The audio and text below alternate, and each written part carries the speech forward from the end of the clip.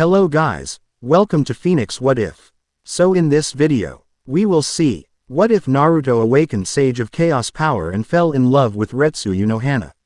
If you enjoy these kinds of stories, don't forget to show us some love by hitting the like button and subscribing to the channel. Your support means the world to us. Now, let's start the story. Chapter 1. The Maelstrom and the Blade. The first sensation was the splintering of wood against his cheek, the sharp, biting pain a prelude to the symphony of hatred that followed. Rain, thin and cold, slicked the cobblestones of the alley, mixing with the filth and the blood that was now trickling from his temple. Naruto, all of 8 years old, was a crumpled heap of orange and blue, a splash of unwanted color in the dreary gray of Konoha's backstreets. Demon brat. The voice was a gravelly roar, thick with sake and generations of whispered poison. A heavy boot connected with his ribs, and the air exploded from his lungs in a pained gasp. He heard the sickening crack, felt the fire of a broken bone, but the sound was distant, as if happening to someone else. Another kick, and another. They were shadows in the dim light, their faces twisted into masks of rage. They were shopkeepers he saw every day, the ones who would turn their backs when he approached, the women who would pull their children away as if he were a plague. Tonight, their hate was no longer silent. It was a living, breathing thing, a club, a boot, a fist. "My wife, my son, you took them from me," one man screamed, his face a blotchy canvas of grief and fury. He hauled Naruto up by the front of his thin jacket, the fabric tearing under the strain. Naruto's head lolled back, his bright blue eyes, usually so full of defiant light, air now clouded with a pain that went deeper than his bones. He had no idea what the man was talking about. He didn't know these people. He didn't know why they hated him. He only knew that this was his life, the cold stares, the whispered insults, the sudden, inexplicable violence.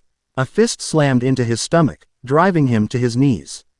He coughed, a spray of crimson painting the wet stones before him. The world was tilting, the edges blurring into a watery haze. He could feel something inside him, a hot, coiling thing that had always been there, a furnace behind a flimsy door. It had rattled the hinges before, in moments of fear or anger, but now, the door was beginning to splinter. "Let's finish it," a third voice, colder and sharper, cut through the din. The fourth Hokage failed. "We'll do what he should have." A kunai appeared, its edge glinting with malicious promise in the weak light filtering down from a distant street lamp.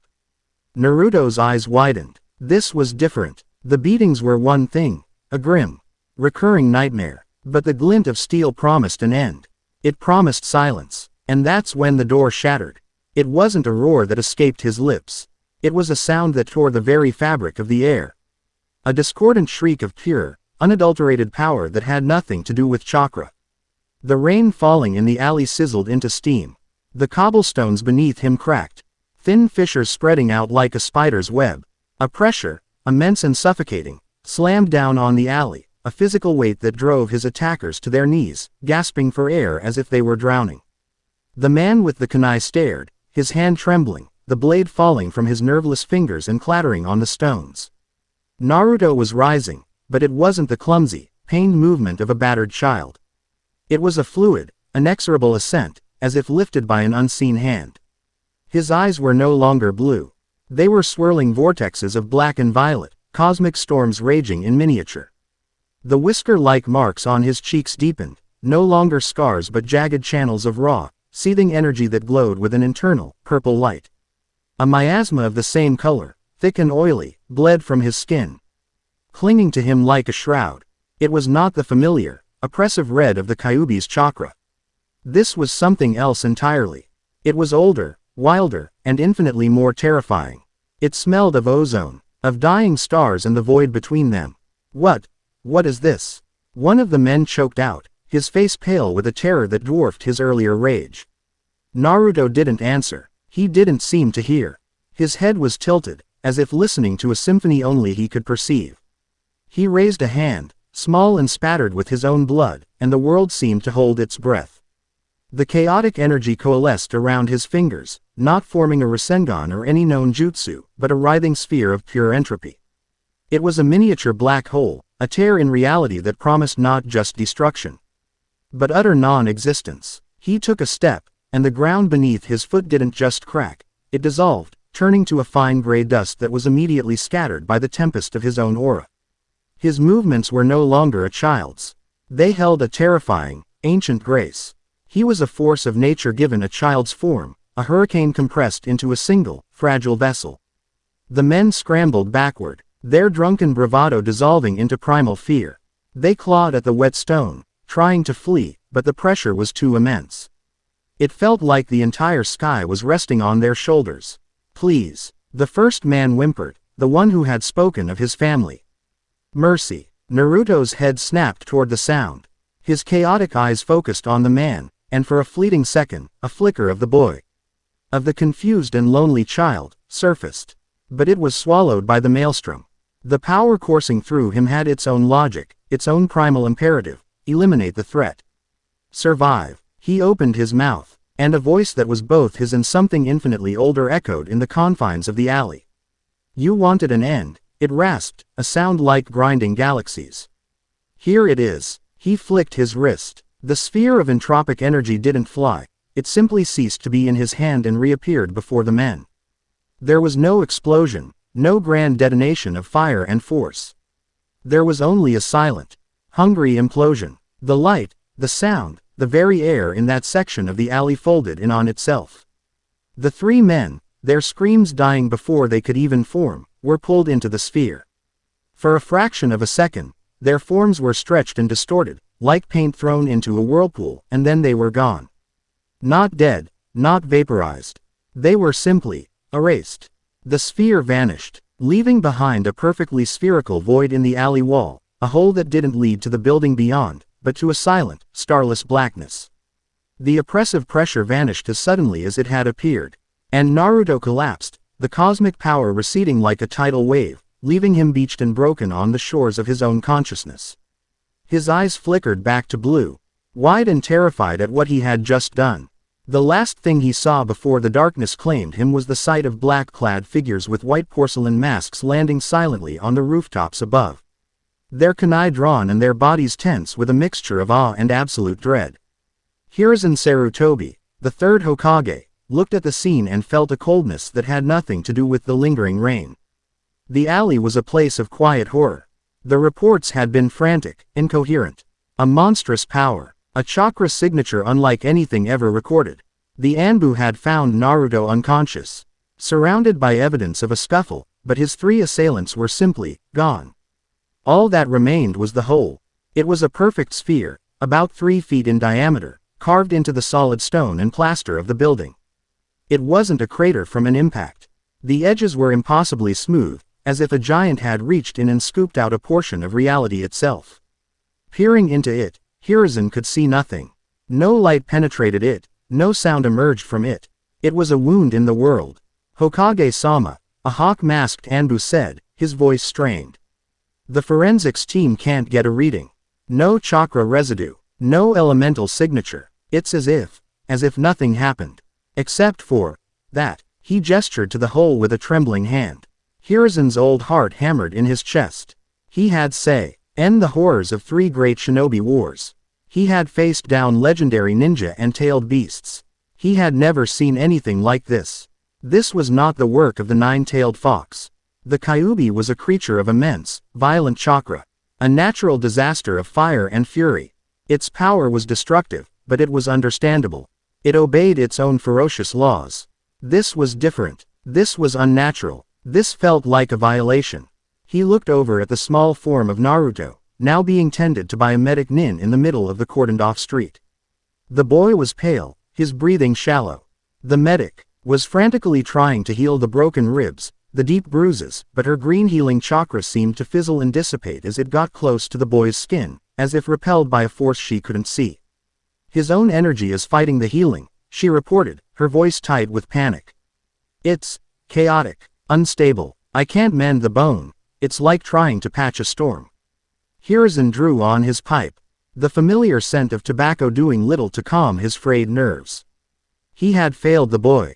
He had promised Minato and Kushina that he would protect their son, that he would ensure he was seen as a hero. Instead, the village's hatred had festered, and it had culminated in this. But what had it unleashed? What power had Kushina's seal been holding back, besides the fox? Or was this something else entirely? A power born from the unique fusion of the Uzumaki lineage, the Kyuubi's prison, and a childhood of pure, undiluted suffering. He had to know. But more than that, he had to control it. A power that could erase matter from existence, wielded by a lonely, hated, and emotionally volatile 8-year-old boy. The thought was apocalyptic. Konoha, the land of fire, the entire world could be at risk. His Anbu commander, a man code-named Weasel, appeared at his side in a swirl of leaves. Even through the emotionless mask, Hiruzen could sense the agent's disquiet. Danzo's agents are on the perimeter. He has been informed. Hiruzen's jaw tightened. Of course, Danzo would see this not as a tragedy, but as an opportunity. A weapon to be seized, to be molded, to be stripped of its humanity and pointed at Konoha's enemies.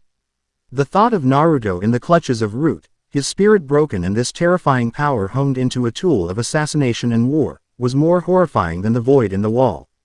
He needed an answer. He needed someone who could understand what was happening, someone who operated outside the conventional wisdom of the shinobi nations. His mind raced through the possibilities, dismissing each one. Jiraiya was a master of seals, but this felt beyond his scope. Tsunade was the world's greatest medic, but she couldn't even get close enough to heal the boy. As desperation began to set in, a new presence registered at the edge of his senses. It was a flicker, a subtle shift in the spiritual atmosphere that was so profound and yet so quiet that his Anbu guards didn't even react. It was a being of immense power, but power that was so perfectly contained, so utterly controlled, that it was almost undetectable. It was like feeling the pressure of the deep ocean. A weight that was everywhere and nowhere at once. A woman was walking toward them, emerging from the rain-swept shadows at the end of the street. The Anbu on the perimeter tensed, their hands flying to their tanto hilts. But they held their positions, waiting for the Hokage's command. Hiruzen held up a hand, his eyes narrowed. She was a picture of serene grace. She wore a simple, flowing black haori over a white kosode. Attire that was foreign to the land of fire. Her long black hair was done in a single, thick braid that fell over her chest. Her face was gentle, her smile faint and placid. But her eyes held a depth that seemed to span centuries. They were kind, yet they held a weariness, a profound knowledge of suffering and strife that made Hiruzen feel like a child in her presence. She carried no weapon, displayed no headband. She walked with a quiet confidence that was more intimidating than any display of jutsu. The rain seemed hesitant to touch her, parting slightly as she moved through it. She stopped just outside the perimeter, her gaze sweeping over the scene. She saw the Anbu, the frantic medic, the aged Hokage. Her eyes lingered for a long moment on the hole in the wall. And a flicker of something, recognition, surprise, crossed her features before being smoothed away by her placid mask. Finally, her gaze settled on Naruto. The faint smile on her lips softened into something akin to sympathy. "A terrible thing has happened here," she said. Her voice was soft, melodic, yet it carried an authority that cut through the noise and the tension, drawing the attention of everyone present. "Who are you?" Hiruzen demanded, his voice betraying none of his inner turmoil. "This is a restricted area." The woman bowed her head slightly, a gesture of respect he had nonetheless felt like the indulgence of a queen to a provincial lord. "My name is Retsu Unohana. I am a traveler, a healer." I was drawn by a sudden disturbance. A great cry of pain, followed by an even greater silence. Her eyes met Hiruzen's, and he felt a jolt, as if she were looking directly into his soul, seeing all his fears and his failures laid bare. "You cannot heal him," Unohana stated simply, her gaze shifting back to Naruto and the struggling medic. "Your methods are designed to mend the flesh, to realign the flow of what you call chakra. But this boy's wounds are not merely of the body. His very soul is in turmoil. And the power that lashes out to protect him is not something you can soothe with your arts." Hiruzen's hand tightened on his pipe. "And you can." "Perhaps," Unohana replied, her serene smile never wavering. "This energy, it is chaotic, primeval. But it is not inherently evil. It is like a newborn god, lashing out in fear and pain, with no understanding of its own strength. To try and suppress it with force or seals will only make it stronger. It must be understood. It must be guided. She took a step forward, and two Anbu moved to block her path. She didn't stop. The air around her seemed to thicken, and the two elite ninja froze, their bodies locked in place by a spiritual pressure so immense it felt like gravity had multiplied 1,000-fold around them. They didn't even have time to gasp before they found themselves unable to move a muscle, their minds reeling. Unohana walked past them as if they were statues, her movements unhurried. She knelt beside Naruto, her presence instantly calming the chaotic aura that had been repelling the medic nin's jutsu. The violet miasma around the boy seemed to retreat from her touch, drawn back into his skin. She placed a gentle hand on Naruto's forehead. A soft, warm green light, entirely different from medical ninjutsu, enveloped her palm. It was a gentle, inviting glow that spoke of life, of restoration. Naruto, who had been twitching in his unconscious state, immediately stilled. His breathing evened out, the lines of pain on his face smoothing away. His physical injuries are the least of his concerns, Unohana said quietly. Her eyes still on the boy. But they can be mended. Under her touch, the angry bruises on his skin began to fade. The medic nin watched, her eyes wide with disbelief. As the telltale signs of the boy's broken ribs vanished, the bones knitting themselves together with a speed that defied logic. Hiruzen watched, stunned into silence. This woman, she commanded a power and a poise that he had only ever seen in the likes of Hashirama Senju. But her power felt different, older. What is this power? Hiruzen finally asked, his voice barely a whisper. What is he? Unohana withdrew her hand. Her work done. She looked up at the Hokage, her expression unreadable. He is a child who has been handed the power of creation and unmaking, with no one to teach him the difference. He is a paradox, an anchor point for a force that should not exist in this world. Her gaze drifted back to the void in the wall. A power that can unwrite reality. The weight of her words settled heavily in the rainy alley. An anchor point, unwriting reality. These were not the terms of shinobi. This was the language of myths, of gods and demons far older than the 10 tales. He cannot stay here, Unohana said, her tone shifting from observation to quiet command. This village, it is the source of his pain. As long as he is here, surrounded by this hatred, the power will see everything as a threat. It will continue to lash out, and next time, he may not be able to pull it back. Next time, it might not be a single alley that is erased. It could be this entire village. A cold dread washed over Hiruzen. She was right. He knew she was right. Another incident like this, perhaps on a larger scale, and Konoha would be gone. And even if he could somehow contain Naruto, what life would it be? A prisoner in his own home. Feared and hated even more than before. Danzo would never stop trying to claim him. The other villages would learn of him, and he would become a target. Where would he go? Hiruzen asked, the question feeling like a betrayal of his promise to Minato. With me, Unohana answered simply. I can teach him. I can help him understand what lies within him. I can show him how to control it. To not be consumed by it. I am uniquely qualified to deal with such things. There was an undercurrent to her words, a hint of a past and a nature that was every bit as terrifying as the power dwelling within Naruto. He saw it in her eyes again, a deep, ancient well of power, perfectly and placidly contained. She was not just a healer. She was a warrior of a caliber he couldn't begin to comprehend. She was to a cage as a cage was to a genin. The realization was as certain as it was terrifying. He looked at Naruto, sleeping peacefully for the first time in what was likely his entire life. Safe and calm under this mysterious woman's gaze. He looked at the fearful faces of his own elite ninja. He looked at the whole in reality that was a stark testament to the stakes. He was the Hokage. His duty was to the village. And the village was in mortal danger, both from the boy and for the boy. Perhaps the greatest act of protection he could offer, to both Konoha and Naruto, was to let him go. What guarantee do I have that you are not a greater threat? Hiruzen asked, the last stand of a leader surrendering his most valuable and dangerous asset. Unohana's placid smile returned, but this time it held a hint of steel. Hokage-sama, if I were a threat to your village, you would not be asking me that question. Your village would simply no longer be here. The statement was delivered without malice. A simple declaration of fact that chilled him to the bone. He had no choice. He was outmaneuvered, outclassed, and faced with a problem that had no solution within his world's considerable arsenal. You will allow him to communicate with me, Hiruzen said, his voice firm. I must know that he is safe. Of course, Unohana agreed easily. He is not my prisoner. He will be my student. My patient. And perhaps, something more. Her eyes softened as she looked at Naruto again, a genuine warmth entering her expression. He deserves a chance at peace. I intend to give him one.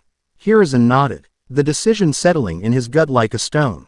He gave a curt signal, and the Anbu who had been frozen in place suddenly found they could move again, gasping as the immense pressure vanished. They looked at Unohana with newfound terror. Unohana gently gathered Naruto into her arms. The boy, so used to sleeping alone and on guard, didn't even stir. He instinctively curled into her warmth, seeking a comfort he had never known. For a moment, the sight was simply that of a mother holding her child. Then the image was juxtaposed with the impossible wound in the wall. The memory of the power that had created it. She stood, holding Naruto effortlessly. We will take our leave now, she said. It is better if we depart quietly. Hiruzen merely nodded again, unable to find the words. He watched as she turned and began to walk away, her steps as silent and graceful as her arrival. She didn't use a shunshin or any jutsu he could recognize. She simply walked, and with each step, her form seemed to fade, becoming more and more translucent until she and the sleeping boy in her arms were nothing more than a distortion in the rain-filled air. And then they were gone. The alley was quiet again, save for the patter of the rain and the hushed, fearful whispers of the shinobi. Hiruzen Sarutobi stood for a long time, his pipe extinguished in his hand, staring at the empty space where the boy who was the son of the fourth Hokage, the Jinchuriki of the Nine Tails, and the vessel of a chaotic, world-ending power had just vanished from his life. He had just handed Konoha's greatest secret and greatest threat over to a complete stranger, a being of unimaginable power. He didn't know if he had just saved his village or damned it. All he knew was that the world had just become infinitely larger and more frightening than he had ever imagined. Naruto awoke to the gentle scent of cherry blossoms and antiseptic herbs. The air was clean, the light soft. He was lying on a comfortable futon, covered by a silk soft blanket. The throbbing pain in his ribs was gone. The cuts and bruises had vanished. He felt whole. He sat up, looking around. The room was simple, elegant. Shoji screens filtered the morning light, and a single, perfectly arranged vase of ikebana sat in a corner. The floor was smooth, dark wood. It was the nicest place he had ever been in his life. The screen slid open, and the woman from the alley entered. She carried a small tray with a bowl of steaming rice porridge and a cup of tea. She was still smiling that same calm, gentle smile. Good morning, she said, her voice like a soft bell. I am glad to see you are awake. You must be hungry. Naruto scrambled back on the futon, his heart starting to pound. His memories of the alley were a chaotic jumble of pain, rage, and a terrifying, exhilarating power, followed by her arrival. He remembered the feeling of her hand on his forehead, a warmth that had chased away the storm inside him. Who are you? Where am I? He asked, his voice raspy. My name is Retsu Unohana. And you are safe, she said, kneeling and placing the tray down a respectful distance from him. This is a small tea house, far from Konoha. You will not be bothered here. He stared at her, suspicion warring with the undeniable sense of peace he felt in her presence. What did you do to me? What was that power? Unohana's smile didn't falter. That power is a part of you, Naruto-kun. It has always been there, sleeping. The pain and fear you experienced woke it up. I have done nothing but soothe it back to sleep, for now. As for what it is, that is something we will discover together. He didn't understand half of her words, but he understood the intent behind them. She wasn't afraid of him. She looked at him not as a demon, not as a monster, but as him. Why are you helping me? He asked, the question small, vulnerable. Unohana's expression softened further. She saw the years of loneliness, of quiet desperation, in his bright blue eyes. Because no child should have to endure what you have endured. And because I see in you a potential that is both terrifying and beautiful. I believe I can help you find the balance. So that the power serves you, and not the other way around. She pushed the tray a little closer. Eat. We have a long journey ahead of us. Naruto hesitated for another moment, then his stomach rumbled. A reminder of his very human needs. He cautiously reached for the bowl. The porridge was simple, but it was warm and delicious, chasing away the last of the chill from his bones and his heart. As he ate, he watched Unohana, this strange, serene woman who had appeared out of nowhere and single-handedly altered the course of his entire existence. He didn't know where they were going, or what he was supposed to learn. But as he looked at her, he felt a flicker of something he hadn't felt in a very long time. Hope. He finished his meal in silence, and when he was done, Unohana simply took the tray and stood. Rest a while longer. Your body is healed, but your spirit is weary. She turned to leave, but Naruto's voice stopped her. The men in the alley. He began, the memory of their distorted, vanishing forms flashing in his mind. What I did to them, are they? Unohana paused at the door, her back to him. The serene atmosphere in the room grew heavy for a single, fleeting moment. They are gone, she said, her voice devoid of its earlier warmth, now holding a clinical finality. The power you wielded did not kill them. It unmade them. There is nothing left to find. Naruto flinched, the cold reality of his actions settling upon him. He had not just killed them. He had erased them. Unohana turned her head slightly, her gaze meeting his over her shoulder. Her expression was not one of judgment, but of profound understanding. That is the nature of the power within you, Naruto-kun. The power of chaos. It does not abide by the rules of your world. It makes its own. That is the first, and most important, lesson you must learn. The shoji screen slid shut, leaving Naruto alone with her words, the taste of rice porridge, and the dawning, terrifying comprehension of what he was. His life in Konoha, the life of the hated, lonely Jinchuriki, was over. A new, far more uncertain and dangerous path had just begun. And for the first time, he was not walking it alone. Chapter 1 End. Chapter 2. The Soul and the Sword. The journey was not a walk. It was a plunge. One moment, Naruto stood beside Unohana in the quiet clearing outside the tea house, the familiar SC. End of damp earth and green leaves filling his senses.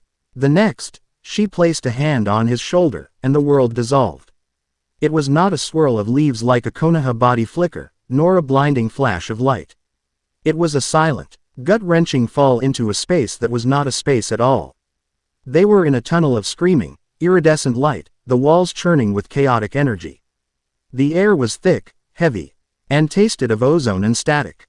Naruto's feet found purchase on a path of solidified energy, but he felt a constant, terrifying pull from the swirling chaos on either side, a siren's call promising oblivion. This is the Dongai. Unohana's voice was a calm anchor in the storm, her hand a firm, reassuring weight on his shoulder. The precipice world that separates your world from the next. Do not stray from the path. The Koryu, the turbulent time current, will erase your existence as surely as your own power did those men. He didn't need the warning. He could feel it. Time and space were fluid here. A raging river that threatened to sweep him away and scatter his moments across eternity. He saw shapes in the current, vast, shadowy things that writhed and pulsed, and he knew instinctively that to touch them was to cease to be. Then came a new pressure, a presence that was focused, malevolent, and immense. A colossal, eyeless creature made of what looked like petrified wood and stone. The size of one of Konoha's great gates, was hurtling down the tunnel towards them. It moved with the implacable, silent speed of an asteroid. That is the Kotatsu, Unohana said, her tone as placid as if she were pointing out a landmark. A janitor of sorts. It sweeps the Dongai clean. We must simply not be in its way. Naruto's heart hammered against his ribs. There was nowhere to go. He path was barely wide enough for two people abreast. How do we? Unohana didn't answer with words. She simply increased her pace, pulling him along. Her gentle walk became a blur of motion, a shun. So swift and silent that Naruto felt no wind resistance, only the sensation of the world streaking past. The monstrous Kotatsu loomed, filling their entire vision, a wall of absolute destruction. Naruto squeezed his eyes shut, bracing for an impact that would surely shatter them. It never came. He felt a subtle shift, a moment of profound stillness, and then the pressure was gone. He opened his eyes. They were standing before a massive, circular gateway, the air still and smelling of dust and spirits. The screaming tunnel of the Dongai was gone. Behind them, the Kotatsu was a distant, shrinking shape, continuing its endless, mindless journey. Unohana hadn't dodged it. For a fraction of a second, as it was about to hit them, Naruto had felt her spiritual pressure flare, not in aggression, but as a statement of fact. It was an aura of such absolute, ancient authority that the Kotatsu, a being of pure, mindless force, had simply passed through them, as if they were ghosts.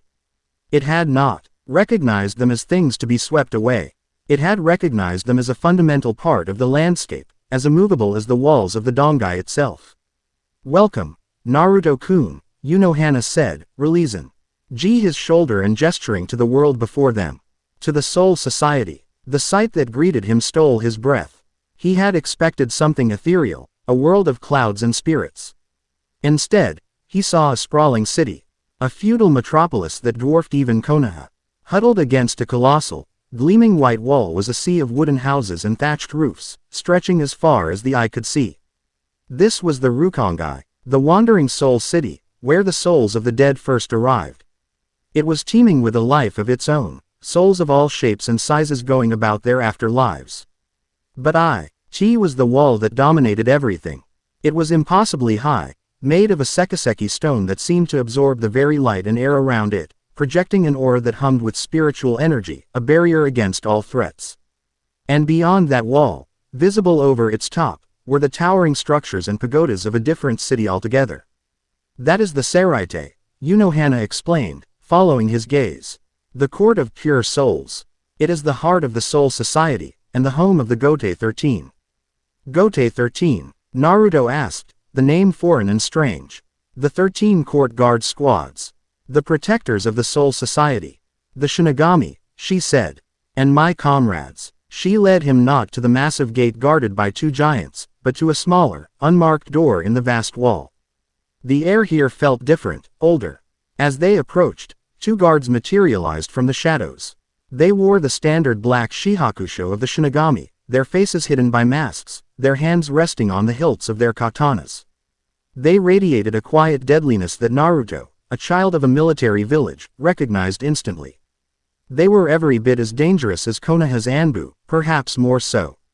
Then they saw Unohana. Their reaction was immediate and profound. They dropped to one knee, their heads bowed so low their chins touched their chests. The gesture was not one of mere respect for a superior officer. It was one of absolute, instinctual reverence, bordering on fear. "Unohana Taicho," one of them said, his voice muffled and tight. "Your presence honors this gate." "At ease," she said, her voice soft but carrying an undeniable weight of command. "I am bringing a guest. He is to be afforded every courtesy of my division." "Hi," they replied in unison, practically melting back into the shadows. Unohana pushed the heavy stone door open, revealing the pristine, ordered world of the Seraite within. The contrast with the sprawling, chaotic Rukongai was stark. The streets were wide and clean. The buildings stately and well-maintained. Shinigami in their black uniforms moved with purpose, their spiritual pressures flaring and receding like quiet heartbeats. Naruto felt like he had stepped into the very center of power. Their destination was a large compound marked with the symbol of a bellflower and the kanji for 4. This was the barracks of the 4th Division. Unlike the other compounds they passed, which buzzed with the energy of warriors, this place felt like a sanctuary.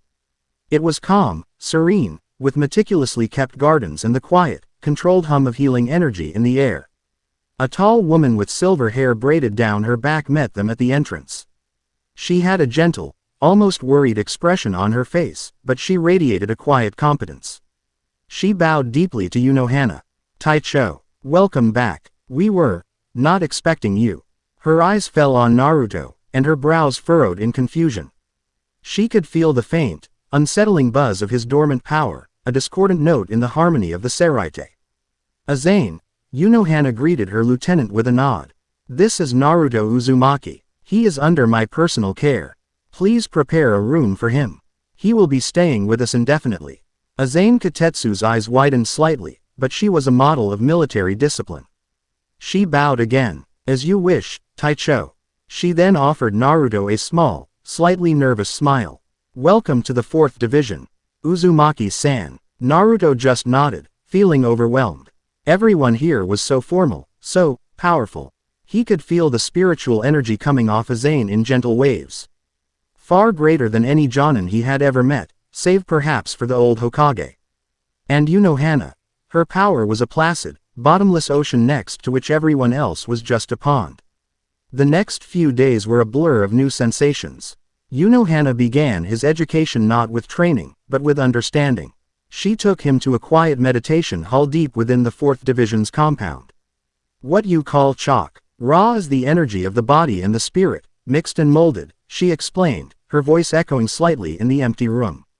"It is a finite wellspring, replenished by rest. What we use, what the soul society is made of, is Reryoku, spiritual power. It is drawn from the Reishi, the spiritual particles that make up everything in this world. It is a boundless ocean, and we are but vessels learning to draw from it." She gestured for him to sit. "Your power, the force that erupted in that alley, is different. It is not chakra, and it is not precisely Reryoku. It is something older, primordial chaos, the raw, untamed energy of creation itself. To control it, you must first face it." She placed a hand on his head. "Look inward, not for the fox your people sealed within you.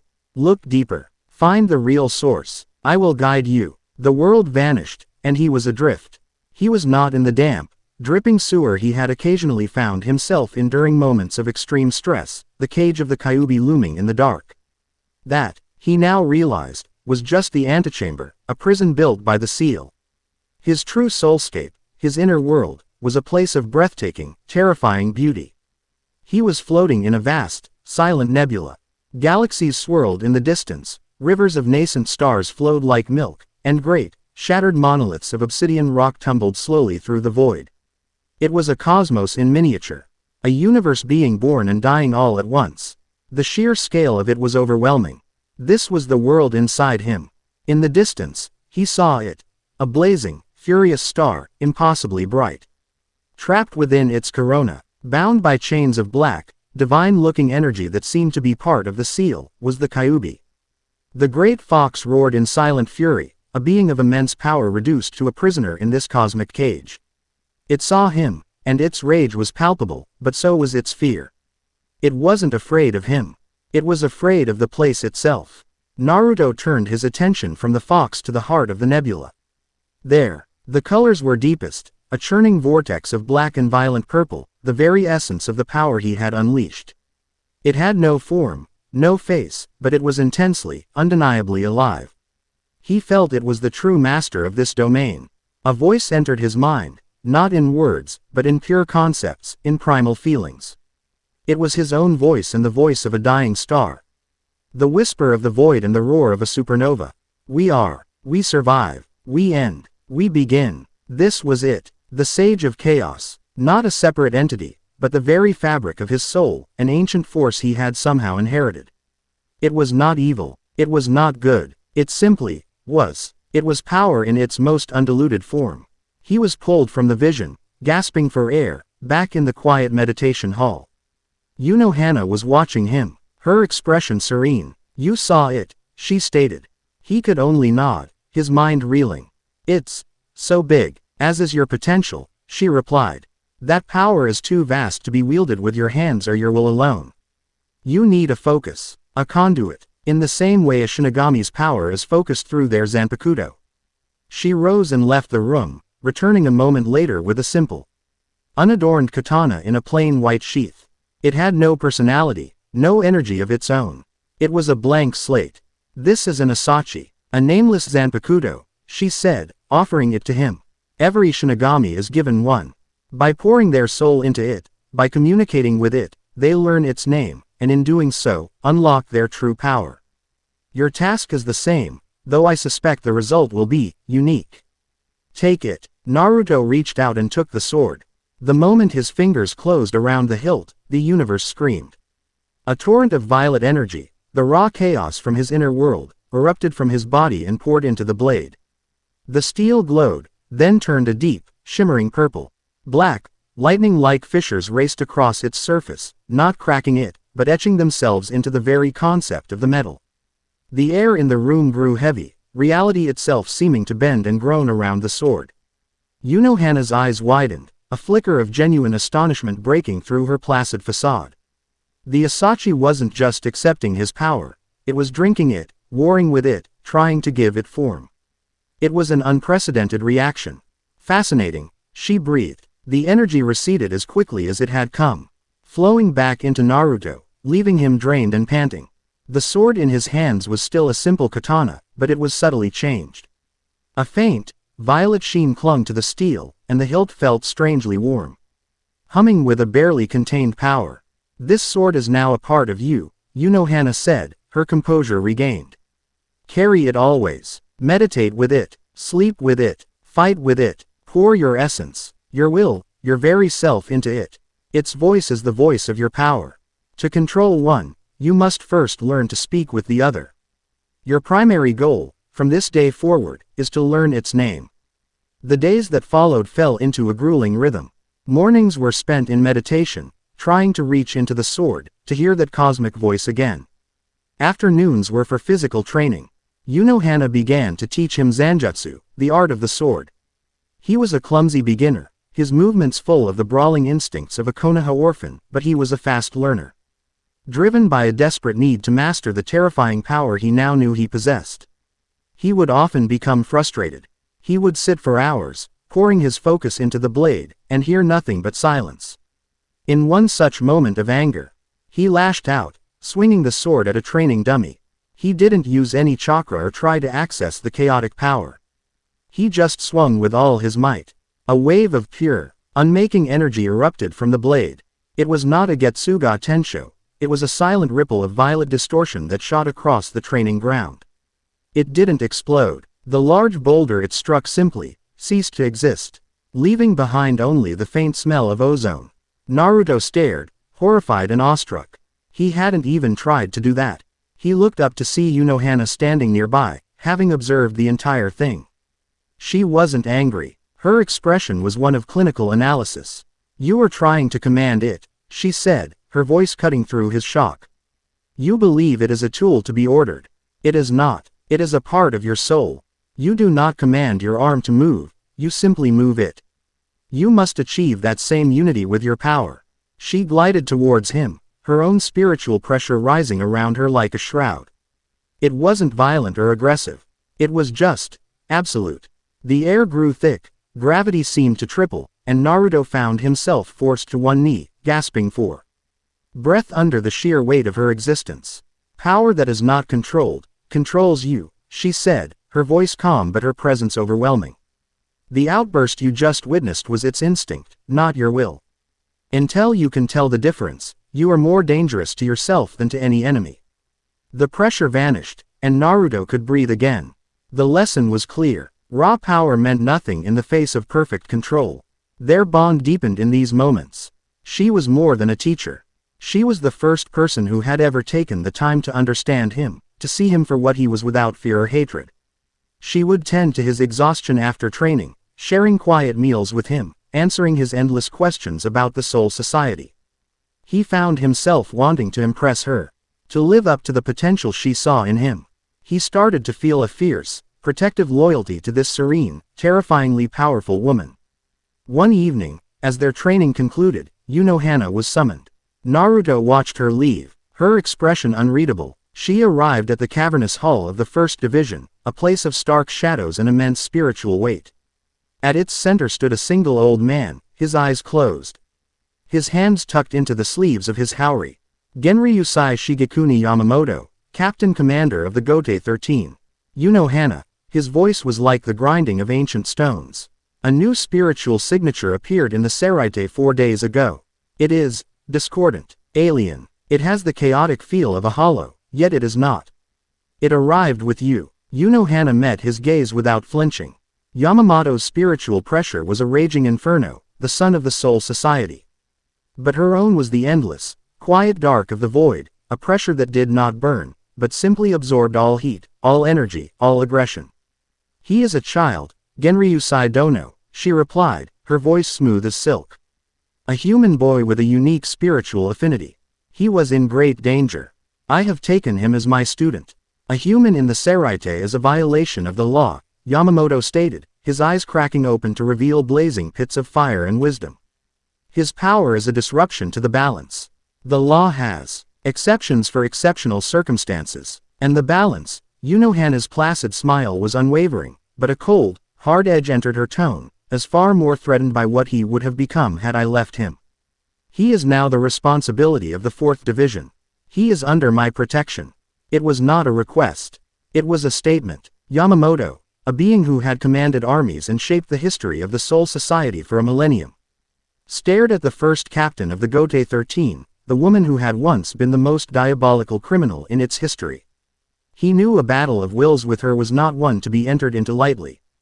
He also knew she had never acted without profound reason.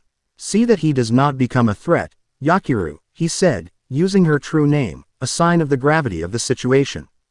Or I will eliminate him myself. He will not, Unohana replied, bowing slightly before turning to leave, her point made and her authority asserted. Later that night, Naruto sat on the Engawa of his room, looking out at the strange, serene moon of the Soul Society. The Asachi rested across his lap. He felt the weight of Yamamoto's suspicion through Unohana's report, the pressure of this new world. He was still an outsider. Still a monster to some. But he wasn't alone anymore. He closed his eyes, ignoring his frustration, his fear, his anger. He didn't try to command the sword. He didn't try to pull power from it. He simply reached out. He opened his soul, his true, chaotic, cosmic soul, and let it flow into the blade without direction, without demand. He offered himself to the sword, not as a master, but as an equal. And for the first time, in the silent depths of his mind, a voice answered. It was not the raw conceptual voice of the chaos. It was a new voice, forged in the union of his soul and the blank steel. It was a sibilant whisper, a sound like a blade cutting through reality itself, and it spoke a single, thrilling, terrifying word. Kukio. Void. A name. His name. Chapter 2 End. Chapter 3. Kukio and the Kenpachi. The name echoed in the void of his soul. Kukio. It was a key, a command, a truth. Naruto sat in the pre-dawn chill of the 4th Division's training grounds. The unnamed Asachi resting across his knees. For days he had listened for a voice, and now that he had heard it, a universe of possibilities had cracked open. Unohana stood a respectable distance away. A silent observer in the gray light, her presence a calm sea against which he could test his own new tides. He took a breath, the air crisp with the scent of spiritual particles. He lifted the sword, its faint violet sheen catching the first rays of the rising sun. He felt the hum of the power within it, a sleeping leviathan. It was no longer a tool in his hands. It was an extension of his arm, his will, his very being. He focused on the name, on the feeling of the void he had witnessed in his own soul. He channeled that sensation, that concept of utter non-existence, down his arm and into the hilt. He raised the blade. Unmake, he whispered, the release command feeling as natural on his tongue as his own name. Kukio. The world did not explode. There was no grand eruption of spiritual pressure. Instead, there was a profound, localized silence. The sword in his hand transformed. The simple katana blade seemed to drink the light around it, the steel turning a matte, starless black. A single, jagged line of violet energy, like a crack in reality, pulsed rhythmically from the hilt to the tip. The air around the blade grew cold, and reality itself seemed to thin, to become fragile in its presence. This was Kukio's Shikai, the blade of the void. He stared at it, mesmerized. It didn't feel like a weapon of immense power. It felt like the absence of power, the absence of everything. A leaf. Unohana's voice was soft, yet it cut through his reverie. Try it on a falling leaf. Naruto looked up. A tall ginkgo tree stood at the edge of the training grounds, its fan-shaped leaves beginning to turn. A single one detached, spiraling lazily downward. He tracked its descent, his instincts, honed by years of dodging projectiles in Konoha, taking over. He moved not with the clumsy speed of a student, but with a fluid, instinctive grace. He didn't swing. He simply placed the edge of Kukio in the leaf's path. The moment the leaf touched the black steel, it vanished. It did not get cut in two. It did not disintegrate. One moment it was a whole, golden leaf. The next, the part that had made contact with the blade was simply gone. The remaining portion, now shaped like a crescent moon, fluttered to the ground. Its impossible edge perfectly smooth. Naruto's breath hitched. He looked at the blade, then at the bisected leaf. He had not felt an impact, had not felt any resistance. It was like passing the sword through smoke. Again, Unohana instructed, on something more substantial. Control is everything, Naruto-kun. The void does not distinguish between a rock and the hand that holds it. What you erase is erased forever. He spent the morning in a state of intense, almost religious focus. He practiced on pebbles, on training posts, on streams of water poured from a bamboo fountain. The results were always the same. Anything the blade touched was unmade. He learned quickly that a slash was not a cut, but a moving line of erasure. A thrust was not a stab, the creation of a cylindrical hole of nothingness. The spiritual energy drain was immense. Maintaining the Shikai felt like holding a door closed against a hurricane, and each act of erasure was like opening that door a crack. After a dozen small applications, he was panting, sweat beading on his brow. This power was absolute, and it was absolutely terrifying. He could see it now. A missed parry, in a swordfight wouldn't result in a clang of steel, but in his opponent's weapon ceasing to exist. A clumsy swing could erase his own leg. To wield Kukyo was to walk a razor's edge over a bottomless pit. It was in the middle of this intense practice that the world shook. It was not a physical tremor. It was a spiritual one. An immense, brutal Retsu erupted from the direction of the 11th Division barracks. So violent and unrestrained that it felt like a physical blow. It was a tidal wave of pure, unadulterated bloodlust, rage, and the joy of battle. It was jagged and raw, without a hint of control or finesse. It was the roar of a beast, and it sent a primal shockwave of fear through the Seraite. Naruto staggered, Kukyo deactivating in his shock as the sword reverted to its normal state. What is that? He gasped, the pressure making it hard to breathe. Unohana's serene expression had vanished. In its place was a mask of cold, clinical focus. Her eyes, usually so gentle, were now like chips of ice.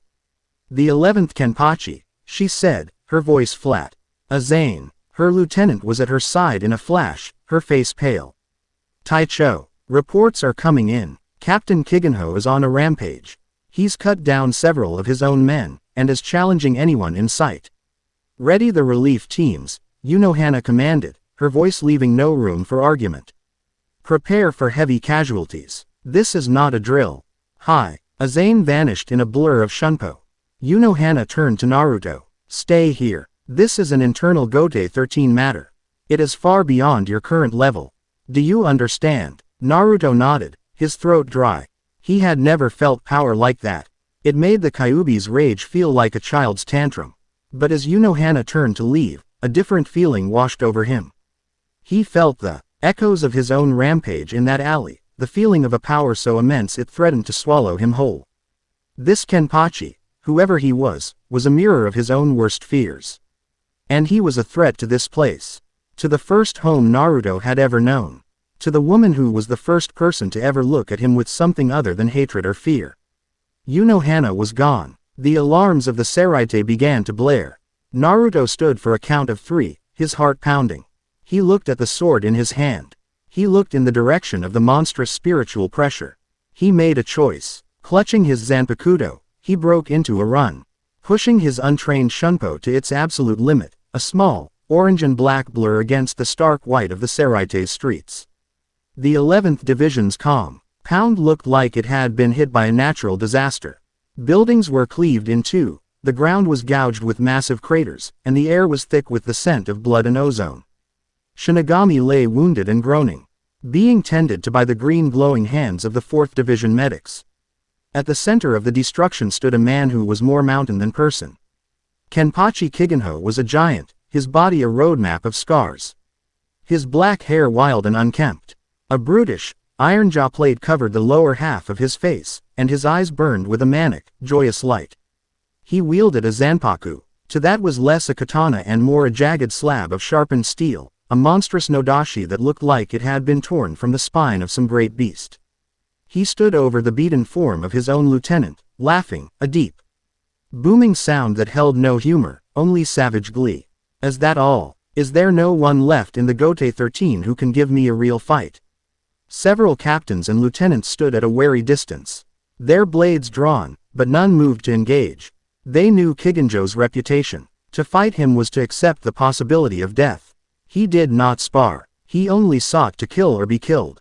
It was then that Unohana arrived. She did not stride onto the battlefield. She simply appeared, a silent, graceful presence that immediately drew all attention.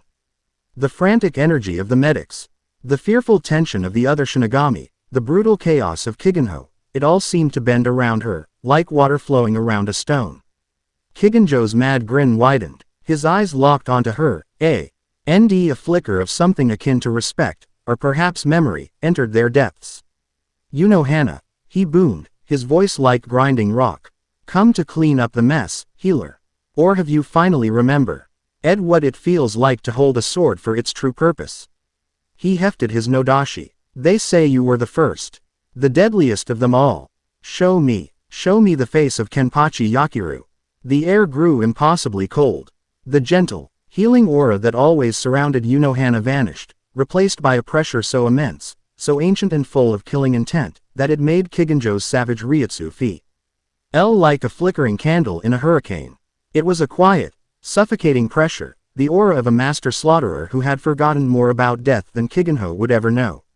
Her braids seemed to loosen, a few strands of black hair falling across a face that was now a mask of absolute, chilling emptiness. The other captains took an involuntary step back. They were seeing a side of the 4th Division captain that had not been witnessed in 1,000 years. But before she could draw the blade hidden within her robes, a small figure blurred past them, skidding to a halt on the ravaged stone between the two Kenpachis.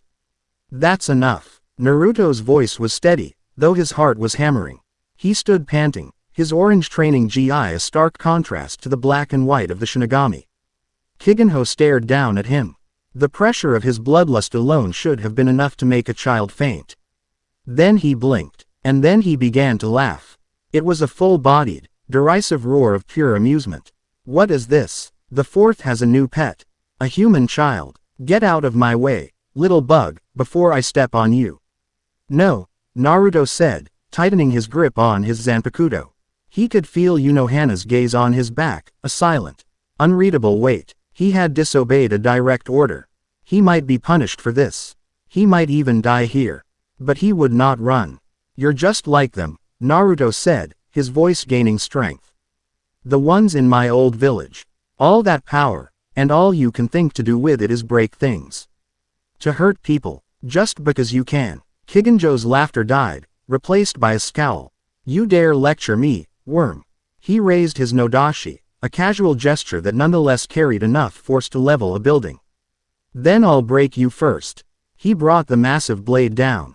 Naruto didn't try to meet it. He poured his focus into his own sword. Unmake, Kukio. The world fell silent. The light seemed to dim around his blade as it turned into a sliver of the void. As Kigenjo's enormous sword descended, Naruto stepped forward and met it with a precise, upward slice. There was no clang of steel, no shower of sparks, no shockwave. There was only a quiet shing sound, the whisper of a blade cutting silk.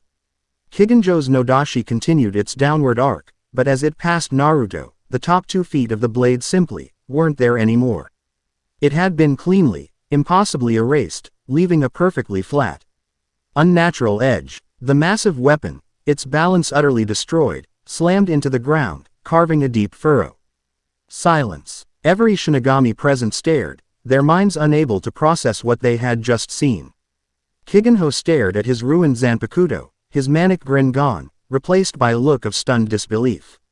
What did you do? He growled, the first hint of uncertainty entering his voice. I told you to stop, Naruto said, his stance solidifying, his fear being burned away by the cold focus his power demanded. With a roar of pure rage, Kigenho abandoned his broken sword and charged, his fist, wreathed in a golden aura of pure spiritual pressure, cocked back for a punch that could shatter a mountain. Naruto didn't retreat. He held his ground. He saw the punch coming, saw the raw, unrestrained power. But he also saw the openings. This was not a trained fighter. This was a brute. As the fist flew towards his face, Naruto flicked his wrist. He didn't try to block it. He simply slashed the air where the fist was about to be. A flicker of violet and black, and the space itself was momentarily unmade. Kigenjo's punch, its path erased, slid through the void, losing all momentum and throwing the giant off balance. Naruto flowed past him, a small fish avoiding the lunge of a great white shark. He spun, bringing Kukio around in a low, controlled arc aimed at the Kenpachi's leg. Kigenho, sensing the danger, tried to leap back, but he was too slow, too clumsy. The black blade connected with his armored boot. Again, there was no sound of impact. Kigenjo's entire left foot, from the ankle down, simply vanished into nothingness. The giant bellowed, not in pain, but in sheer, frustrated fury. He landed heavily on his remaining foot, his balance gone, and crashed to one knee. He looked from his bleeding, severed stump to the small boy who was circling him, the impossible black sword held at the ready. The fear was beginning to set in. This wasn't a fight. This was an execution. What are you? Kigenho snarled, his bravado crumbling. He is my student. Unohana's voice cut through the tension. She had moved, and was now standing beside Naruto, her hand resting gently on his shoulder. The terrifying, killing aura had receded, replaced by her usual calm, but her eyes, fixed on Kigenho, were like frozen steel. The Kenpachi looked at her, then back at Naruto's blade, and a dawning, horrified understanding crossed his face. This was not some new technique. This was a power that broke the rules of their world. A power of absolute erasure. It was being wielded by a child under the tutelage of the one being in all of Soul Society who truly understood the art of killing. He was beaten. He knew it, not by overwhelming force, but by a concept he couldn't even comprehend. Naruto stood, panting, the adrenaline fading, leaving behind a bone-deep exhaustion. He looked up at Unohana, ready for the scolding. Her expression was not angry. It was something far more complex. There was pride, a deep and profound caution, and a hint of something else, a sad resignation. By the ancient laws of the 11th Division, she said, her voice ying across the silent battlefield for all to hear, the title of Kenpachi is earned by defeating the previous holder in single combat, before a witness of no fewer than 200 members of the division. She gestured to the assembled, shocked members of Kigenjo's squad. The title is now his, should he choose to claim it. Naruto's eyes widened. He stared at the defeated, kneeling giant. Kenpachi. He hadn't been trying to take a title. He had just been trying to stop the fighting. To protect her. He looked at his sword, the sliver of absolute nothingness in his hand. He looked at the fear and awe on the faces of the Shinigami around him. And he looked at Unohana, who was watching him with an intensity that seemed to pierce his very soul. He had won. He had protected his new home. But in doing so, he had just painted a target on his back large enough to be seen from every corner of the Seraite. His quiet life of training was over. Chapter 3 End. Chapter 4. The Weight of a Name. The silence that followed Unohana's declaration was a living thing. It was heavier than Kigenjo's Retsu, colder than the void of Kukyo's blade. It was a silence filled with the frantic, unspoken thoughts of 200 Shinigami. A dozen lieutenants, and a handful of the most powerful beings in the Soul Society.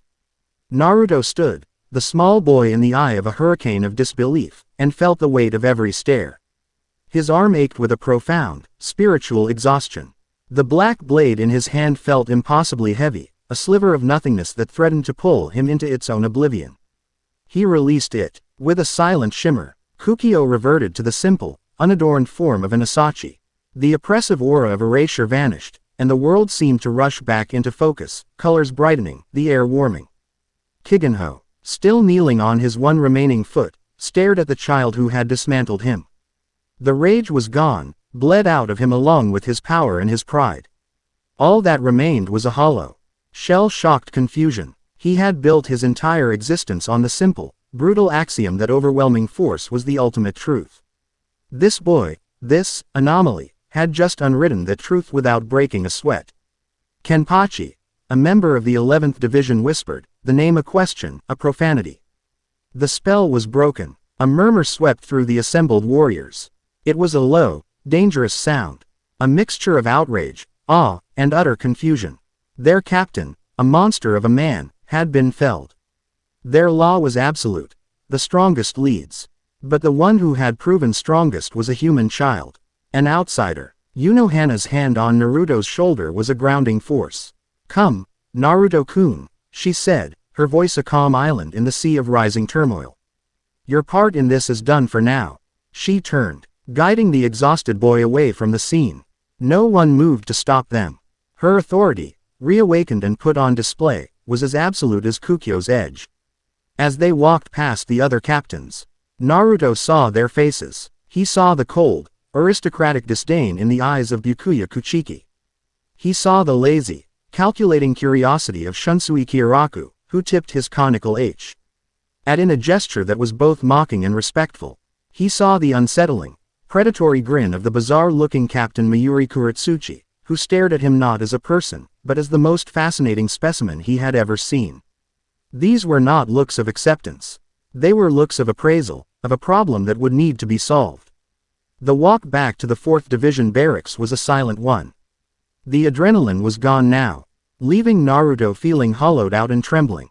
He hadn't just defeated an enemy. He had maimed him. He had erased a part of him from existence. The memory of Kiga, Enjo's foot simply vanishing, was a sickening lurch in his stomach. He had unleashed a power that he still fundamentally did not understand, and the consequences were already spiraling far beyond his control. Back in the calm sanctuary of his room, Azane fussed over him, checking his spiritual pathways and offering him a cup of calming tea, her hands still slightly trembling. Naruto just sat there, staring at the plain white sheath of his Zanpakuto. Unohana dismissed her lieutenant with a nod and knelt before him. "You disobeyed me," she said. It was not an accusation, but a simple statement of fact. "He was going to hurt you," Naruto mumbled, his voice small. "He was hurting everyone. I had to stop him." "And you did," Unohana replied. Her expression was unreadable. "You chose to protect, even when you were afraid. That is a commendable instinct. But instinct is not enough. You acted without understanding the consequences." "I don't want to be a Kenpachi," he said, the word feeling foul in his mouth. "I just wanted him to stop breaking everything." "I know," she said, and for the first time, her voice held a note of genuine warmth, of sympathy. "But the title is not a prize, Naruto-kun. It is a shield. As an unaffiliated human with a dangerous and unknown power, you are a threat to be studied, contained, or eliminated. As Kenpachi, captain of the Gote 13, you are a part of the system. They cannot move against you without declaring war on their own laws. I have bought you legitimacy. I have bought you time. But it has come at a price. You must now bear the weight of the name you have won." Before he could reply, a hell butterfly, a black-winged messenger of the Shinigami, fluttered into the room, circling his head once before dissolving into a shower of sparks that carried a voice. It was an old, powerful voice, accustomed to absolute obedience. "Captain Unohana, the boy, Naruto Uzumaki. You will both present yourselves at the 1st Division barracks. Immediately." "Yamamoto." Unohana's expression did not change. "It seems your first duty as captain has arrived." The assembly hall of the 1st Division was a place of immense, suffocating pressure. The 12 remaining captains of the Gote 13 stood in 2 silent rows, a gallery of the most powerful souls in existence. At the far end, seated on a simple wooden throne, was Captain Commander Genryusai Shigekuni Yamamoto. His eyes were closed, but his ryutsu was a physical weight, a dry, scorching heat that seemed to bake the very air. Naruto walked between the 2 lines, Unohana a step behind him. He felt their gazes like needles. He saw the giant, wolf-masked Captain Komamura, the stoic and blind Tosen, the flamboyant Kyoraku, and the icy Kuchiki.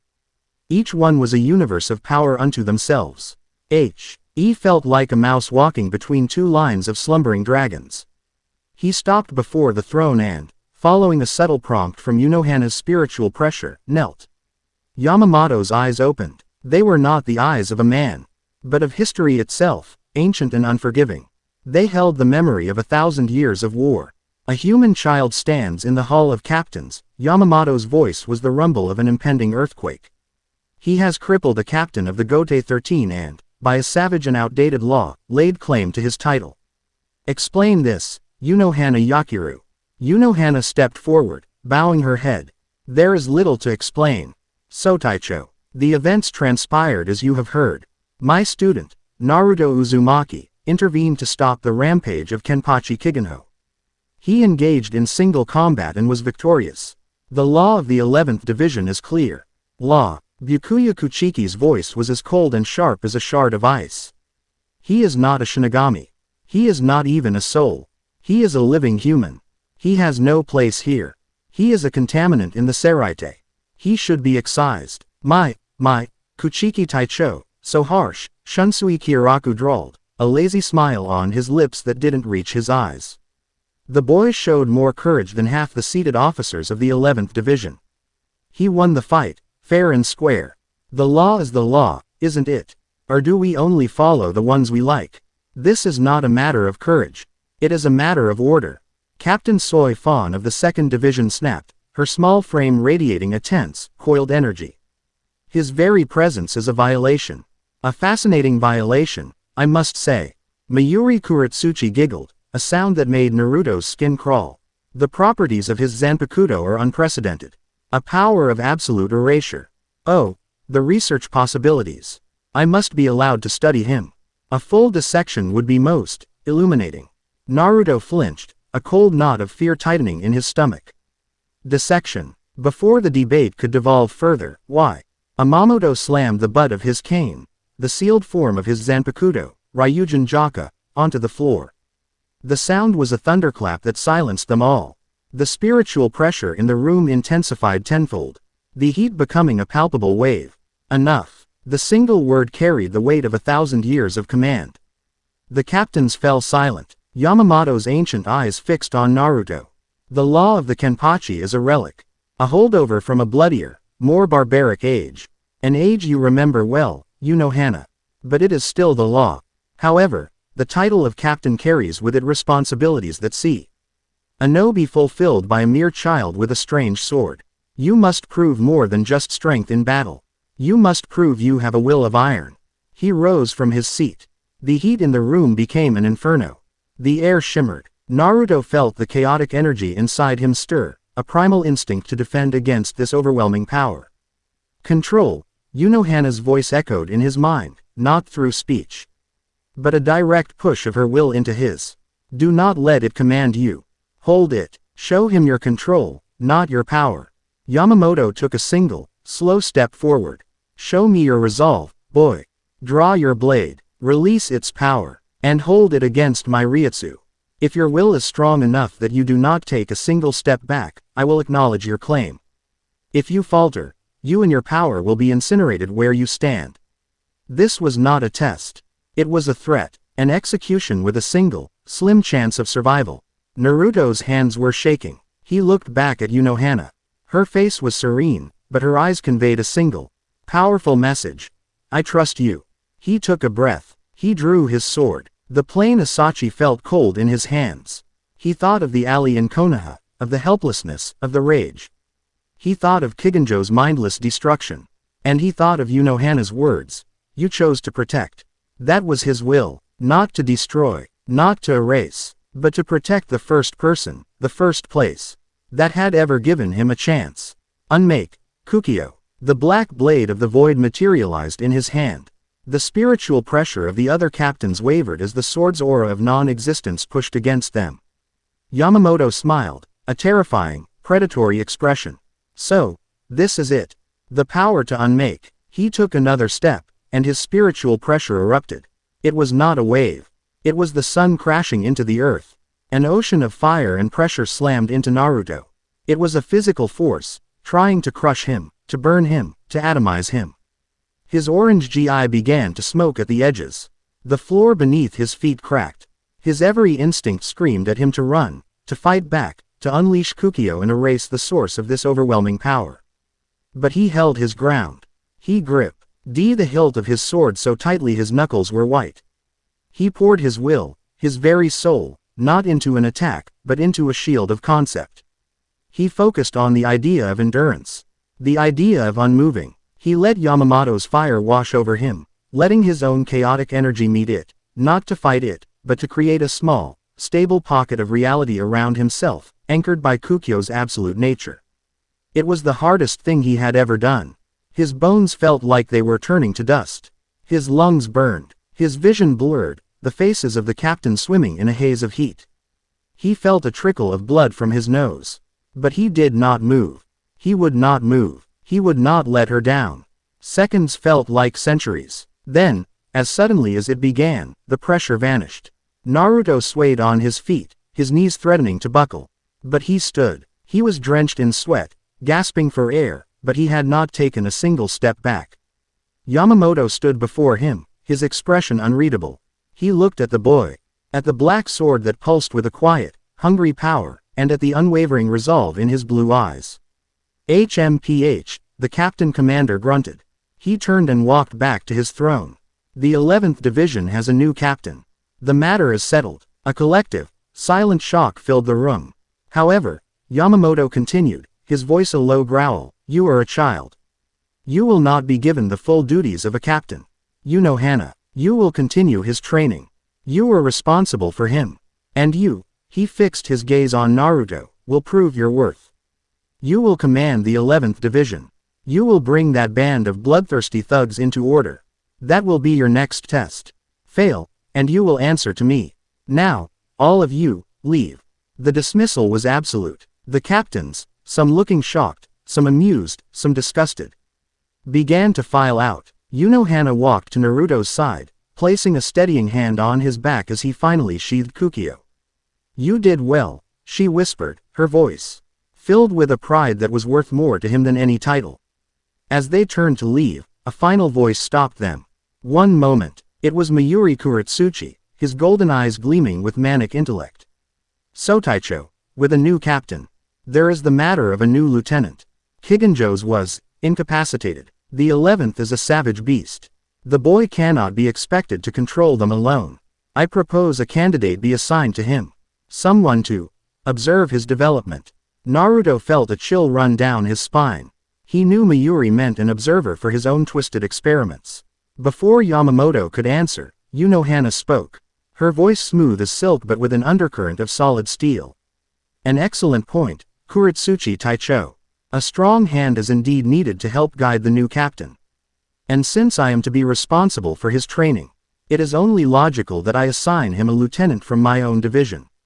Someone with the temperament to handle the 11th, and the medical skills to patch them up afterwards. I will assign my third seat, Hanataro Yamada, to the post." Naruto blinked. Hanataro, the timid, clumsy medic he had seen tripping over his own feet in the 4th Division barracks. It seemed like a terrible choice. But then he saw the flash of frustrated anger in Mayuri's eyes, and the ghost of a smile on Unohana's lips. She had just outmaneuvered the mad scientist, placing one of her own people in the most crucial position to watch over Naruto. Yamamoto grunted his assent, and with that, Naruto's fate was sealed. He was Captain Naruto Uzumaki, the new Kenpachi, commander of the most violent division in the Gote 13. With a terrified medic as his second in command. Later, as the reality of his new position began to sink in, Naruto was meditating in his room, trying to calm the roiling sea of his own power. The confrontation with Yamamoto had stirred something deep within him. As he sank into his inner world, he noticed something was different. The nebula of his soul was still there.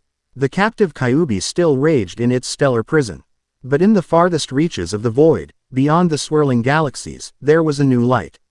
It was faint, a pinprick of malevolent green, pulsing with an energy that felt utterly alien, even in this cosmic landscape. It felt ancient, hungry, and aware. It was as if his massive display of power against Kigenho and Yamamoto had been a flare in the darkness. And something from the deeper void had finally seen it.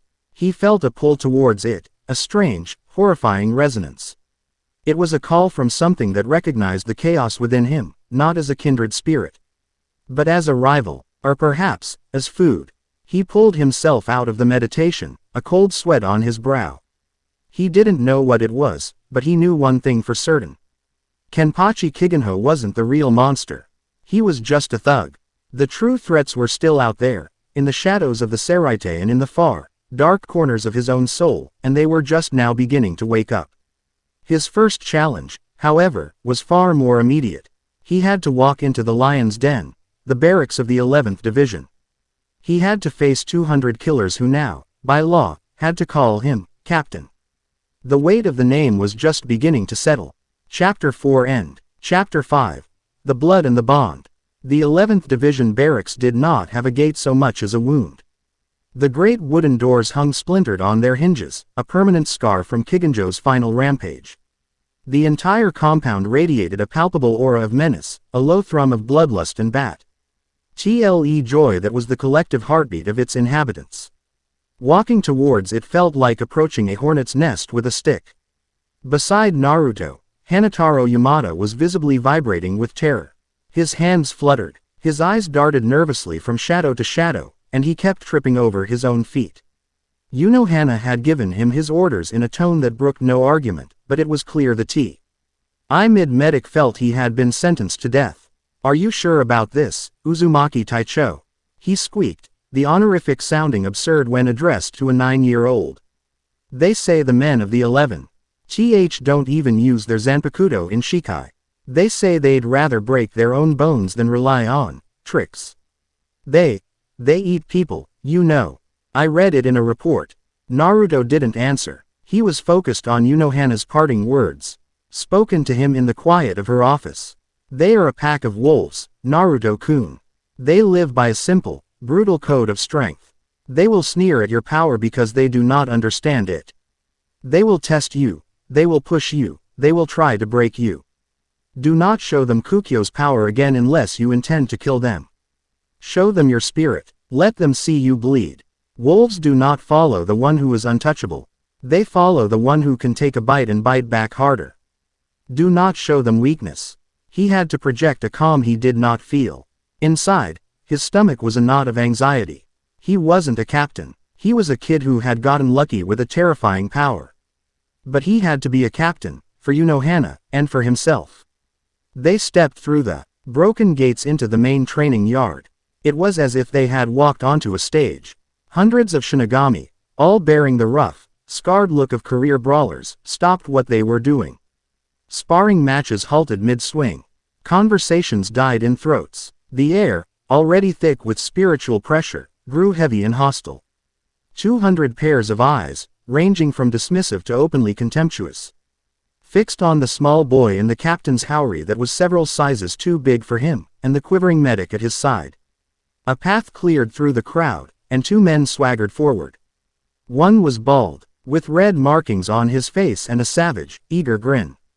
His spiritual pressure was sharp and strong, like a well-honed spear point. The man beside him was more flamboyant, with feathers on his eyelashes and a look of bored arrogance. His own power was smoother, more subtle, but no less dangerous. Naruto recognized their energy signatures from the battle with Kigenho. These were the strongest of the pack, after the Alpha. The bald man, Akaku Madarame, came to a stop a few feet from Naruto, looking him up and down with a sneer. Well, look what the cat dragged in. The new Kenpachi." He spat the title like it was a curse. "You got guts, I'll give you that, kid. Showing your face here after what you did to Captain Kigenho. But that little disappearing trick with your sword won't work on us." "That was no trick." Naruto's voice was steady, betraying none of his inner turmoil. "And I'm not here to trick you. So Taicho Yamamoto has named me captain of this division. You will follow my orders." A ripple of derisive laughter spread through the assembled Shinigami. Akaku's grin widened. "Orders," he chuckled. "We don't take orders from anyone who hasn't earned our respect. And you haven't earned a damn thing. You hid behind a freaky Zanpakuto ability. A real man of the 11th fights with his own 2 hands, his own steel, his own spirit." He cracked his knuckles, a sound like gunshots in the tense silence. "So here's the deal, Captain. You want our respect, you fight me for it. Right here, right now." The crowd roared its approval.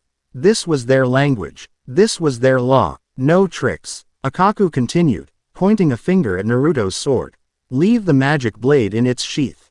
Just you and me, Hakuda. Bare fists. Let's see what you're really made of. Or are you just a coward hiding behind a magic sword?" Naruto looked at Akaku's confident sneer, at the hostile faces of the crowd. He felt a flicker of the old rage from Konoha, the fury at being underestimated, at being judged. But he suppressed it. This wasn't about rage. This was about earning his place. This was Yamamoto's test. This was Unohana's lesson. He unclipped the plain white scabbard from his belt and tossed it to Hanataro, who fumbled and nearly dropped it, his eyes wide with horror. Hold this. Then, Naruto began to take off the oversized captain's haori. He folded it neatly, a habit he learned from the meticulous tidiness of the 4th Division, and placed it on the ground. He stood before them in his simple black shihakusho, a small, determined figure against a sea of brutes. I accept, Naruto said, his voice ringing with a clarity that silenced the crowd. Akaku's grin was one of pure, savage joy. Lucky. He didn't wait for a signal. He exploded forward, his movements a blur of trained, brutal efficiency. He was not a clumsy brawler like Kigenho. Every step, every motion, was honed by countless battles. He closed the distance in an instant, his fist a battering ram aimed at Naruto's face. Naruto, relying on instincts drilled into him by years of dodging angry villagers, threw himself to the side. The punch whistled past his ear, the force of it stirring his hair. He didn't have time to recover before Akaku spun, a powerful roundhouse kick sweeping towards his ribs. Naruto crossed his arms to block, but the impact was like being hit by a battering ram. He was thrown across the yard, tumbling through the dust and landing in a painful heap. The 11th Division roared with laughter. Naruto pushed himself up, his arms throbbing, a sharp pain in his side. He had blocked it, but the force alone was enough to do damage. Akaku was already on him again, a relentless storm of punches and kicks. Naruto was forced onto the defensive, dodging, weaving, blocking. He was smaller, faster, more agile. But Akaku was a master of close-quarters combat. For every one of his attacks Naruto dodged, another one landed. A solid punch connected with his jaw, snapping his head back. Stars exploded behind his eyes. A knee to the gut drove the air from his lungs, and he doubled over, gasping. Akaku grabbed him by the front of his uniform and slammed him back first into the unforgiving ground. Is this all the great Kenpachi has? Akaku sneered, standing over him. Pathetic. Naruto coughed, a trickle of blood running from the corner of his mouth. Every part of his body screamed in protest. This was so much worse than the beatings in Konoha. Those had been the clumsy attacks of drunken civilians. This was the precise, educated violence of a master warrior. But the feeling was familiar. The pain, the dust in his mouth, the feeling of being looked down upon, of being seen as nothing. And deep within him, that old, stubborn fire, the refusal to lose, the will to stand up one more time, ignited. He pushed himself onto his hands and knees, then shakily to his feet. The laughter of the crowd died down, replaced by a grudging murmur. Not done yet, Naruto gasped out, spitting a mouthful of blood and dust onto the ground. Akaku's sneer faded, replaced by a flicker of surprise, which quickly turned into a look of genuine, excited respect. Good, he said, his grin returning. But different this time. It wasn't derision. It was the joy of a true fighter who had found a worthy opponent. Now we're talking. He charged again. But this time, Naruto was ready. He wasn't going to win by outskilling Akaku. He had to win by outlasting him. He had to be tougher, more stubborn. He had to be an Uzumaki. He let his instincts take over. He stopped thinking out formal stances and techniques Unohana had shown him. He moved like the cornered animal he had once been. He dodged under a sweeping punch, not with a trained shunpo, but with a desperate duck and weave. As Akaku's arm passed over him, Naruto channeled the smallest, most infinitesimal sliver of his chaotic power. Not to erase, not to destroy, he simply willed the space behind Akaku's knee to become momentarily unstable. Akaku, expecting solid ground for his follow-through, stumbled for a fraction of a second as his footing felt like it had shifted on loose gravel.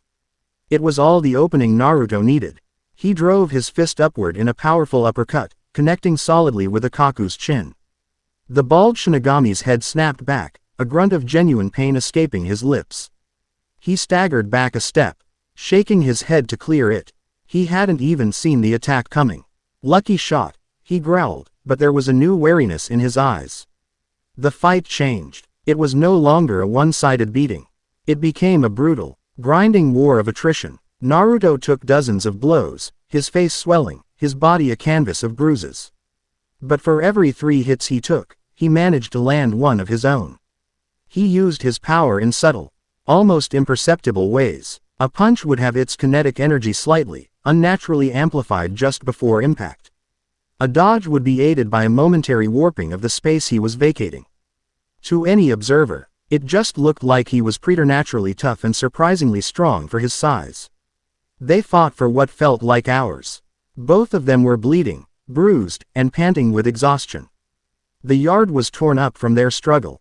The crowd of Shinigami was silent now, their mockery replaced by a raw, primal focus on the battle. They were witnessing a true 11th Division fight. A contest not of flashy techniques, but of pure, unadulterated fighting spirit. Akaku was slowing down. The surprise of Naruto's resilience had worn off, replaced by a growing exhaustion. The kid just wouldn't stay down. He was like a rubber ball. The harder you threw him against a wall, the faster he bounced back. Naruto saw his chance. Akaku threw a haymaker, a wild, powerful swing born of frustration. Naruto ducked under it, feeling the wind of its passage. He stepped inside Akaku's guard, his body screaming with the effort. He gathered the last of his strength, but this time, he focused a larger kernel of his chaotic power into his fist. Not the cold void of Kukio, but the hot, explosive energy of a star being born. A purple, cosmic light swirled around his knuckles for a split second. So fast it was almost subliminal. He drove his fist into Akaku's solar plexus. It was not a normal punch. There was a dull, concussive boom, a sound that was felt more than heard. A visible shockwave of distorted air erupted from the point of impact. Akaku's eyes went wide, not in pain, but in pure shock as the blow didn't just hit him, it resonated through every cell of his body. The air was driven from his lungs in a single, explosive whoosh, and he was lifted off his feet. He flew backward a dozen yards, crashing through a wooden fence and into the side of a building with enough force to splinter the thick planks. He slid to the ground, unconscious before he even landed. Silence. Absolute, profound silence. The entire 11th Division stared at the umpled form of their strongest seated officer. Then they stared at the boy who was still standing in the center of the yard. Naruto stood, swaying on his feet, his body a symphony of agony. One of his eyes was swollen shut. His lip was split. He was pretty sure he had a few broken ribs. But he was standing. He looked out at the sea of shocked, disbelieving faces. Anyone else? He rasped, his voice raw and broken. No one moved. No one spoke. Yumachika Yasugawa, who had been watching with a detached, critical eye, finally allowed a slow, genuine smile to spread across his beautiful face. How wonderfully, brutally aesthetic. He murmured to himself. The spell was broken. A single Shinigami at the back started to cheer. Then another, and another. Within seconds, the entire compound erupted in a wild, savage roar of approval. It was not the cheer of a crowd for a hero. It was the roar of a wolf pack acknowledging its new alpha. Naruto had won, not with a power they couldn't understand, but with blood, grit, and a spirit as savage as their own. As the noise washed over him, he felt it again. That pinprick of malevolent green light in the back of his soul. It flared brightly, pulsing with a distinct feeling of satisfaction. Of being fed. His brutal, chaotic fight had been a feast for it. It felt stronger now, more present. A cold dread momentarily washed over him, a feeling that his victory here had come at a far greater cost than just a few broken bones. He pushed the feeling down. He had to. He turned to the crowd, his one good eye scanning the faces of his new subordinates. He saw respect. He saw awe. He saw the savage loyalty of the Gote 13's most dangerous division, and it was now his to command. Hanataro, finally snapping out of his terrified paralysis, rushed forward. His hands already glowing with green healing Kido. Taicho, you're a mess. Please, let me. Naruto waved him off for a moment. Heal him first, he said, gesturing to the unconscious Akaku. He stood there, bloody and victorious, and looked out over his new command. His thugs, His wolves. His division. Yamamoto's test was over, but his life as the 11th Kenpachi had just begun. Chapter 5 End. Chapter 6. Scars and Shadows. The first thing Naruto became aware of was pain. It was a dull, comprehensive ache, a language spoken by every muscle and bone in his body. He felt less like a person and more like a bag of shattered stones. He tried to open his eyes, but one was swollen completely shut. The other cracked open to a blurry, white ceiling. The air smelled of potent antiseptic herbs and the clean, sterile scent of healing keto. He was in the 4th Division's infirmary. Of course he was. I would advise against moving. The voice was a calm, melodic balm against the throbbing in his skull. Unohana was sitting on a simple stool beside his bed. The morning light from a nearby window haloed her form, making her seem ethereal, a being of pure serenity. But Naruto saw the faint lines of fatigue around her eyes, the subtle tension in the way she held her hands in her lap. He let his head fall back onto the pillow, a groan escaping his lips. "Everything hurts," he rasped, his throat dry. "As it should," she replied, her voice soft. She dipped a cloth into a basin of cool water and gently began to wipe the dried blood and grime from his face. Her touch was impossibly gentle, a stark contrast to the brutal violence he had just endured. "You have 3 broken ribs, a hairline fracture in your left ulna, a minor concussion, and more deep tissue bruising than I have say. And on a single person since the last blood war. Hanataro did an admirable job with the initial healing, but your system is resilient. It fights conventional keto. It's the chaos," Naruto mumbled, his mind still fuzzy. "It doesn't like to be told what to do." A faint smile touched Unohana's lips. "No, it does not. Which makes you all the more remarkable for commanding it as you do." She paused in her work, her eyes meeting his. The placid mask was gone, replaced by a look of profound, almost painful sincerity. "What you did yesterday, it was reckless, foolish, and a direct violation of my instructions. It was also the bravest, most necessary thing you could have done. I am very proud of you, Naruto-kun." The words struck him with more force than any of Akaku's punches. Pride. No one hectare. D ever said they were proud of him before. He had been a disgrace, a burden, a demon. But never a source of pride. A strange, hot sensation pricked at the back of his eye, and he turned his head away, embarrassed. "I just did what I had to," he muttered into the pillow. "Indeed." She finished cleaning his face and set the cloth aside. A warm, green glow enveloped her hands as she held them over his chest. It was not the standard medical keto. This was her own unique healing art, a power that seemed to coax and persuade his chaotic energy rather than command it. The deep ache in his ribs began to subside, replaced by a soothing warmth. "You have a high tolerance for pain," she observed, her voice returning to its clinical, detached tone. "An unfortunate necessity for children who are forced to grow up too quickly." He glanced at her, catching a fleeting shadow in her eyes, a hint of a shared experience that spanned an impossible gulf of age and power. For a second, he didn't see the serene captain of the 4th Division. He saw a woman who understood, on a fundamental level, what it was like to be alone and to fight. You said they called you Kenpachi, once," Naruto said. The question slipping out before he could stop it. The warmth of her healing faltered for a fraction of a second, so brief he might have imagined it. Her placid smile returned, but it didn't quite reach her eyes. That was a long time ago. A different life. The first Kenpachi was a title given to the strongest, most ruthless sword master of a lawless era. She was a master of 1,000 arts of killing. A demon who reveled in slaughter. Quote, she looked down at her own hands, the hands that now brought comfort and healing to thousands. She learned, eventually, that there is no strength in mere destruction. That the power to preserve life is infinitely more difficult, and more profound, than the power to take it. She put away her sword and chose a new path. Naruto listened, a sense of awe washing over him. He was beginning to understand. Unohana wasn't just a powerful healer. She was a retired monster of unimaginable strength, one who had chosen peace. And she had seen the same potential for monstrosity in him. Is that why you're teaching me? He asked quietly. So I don't become like her. Unohana's gaze softened. I am teaching you so that you have the choice. The power of chaos is a part of you, Naruto-kun. You cannot excise it. You cannot suppress it forever. You can only learn to live with it, to guide it. Yesterday, you used it not just to unmake, but to endure. You used it to win a battle of spirit, not just of strange abilities. You were already on a different path from the one she walked.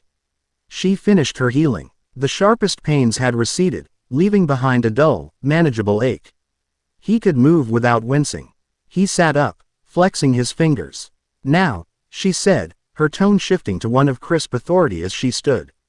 Your duties as captain await. You may have won their respect, but you have not yet earned their obedience. The 11th Division is a weapon, and a weapon without a firm hand to guide it is a danger to everyone, including its wielder. When Naruto, dressed again in his ridiculously oversized haori, walked into the 11th Division compound, the atmosphere was a world away from the hostility of the previous day. The moment he was spotted, the raucous noise of sparring and shouting died down. Every Shinigami he passed stopped and bowed their head. It was a rough, almost clumsy gesture for most of them, not the refined bow of a noble house, but a gesture of genuine, hard-won respect. Akaku, his head wrapped in bandages but his grin as wide as ever, was waiting for him at the entrance to the captain's office.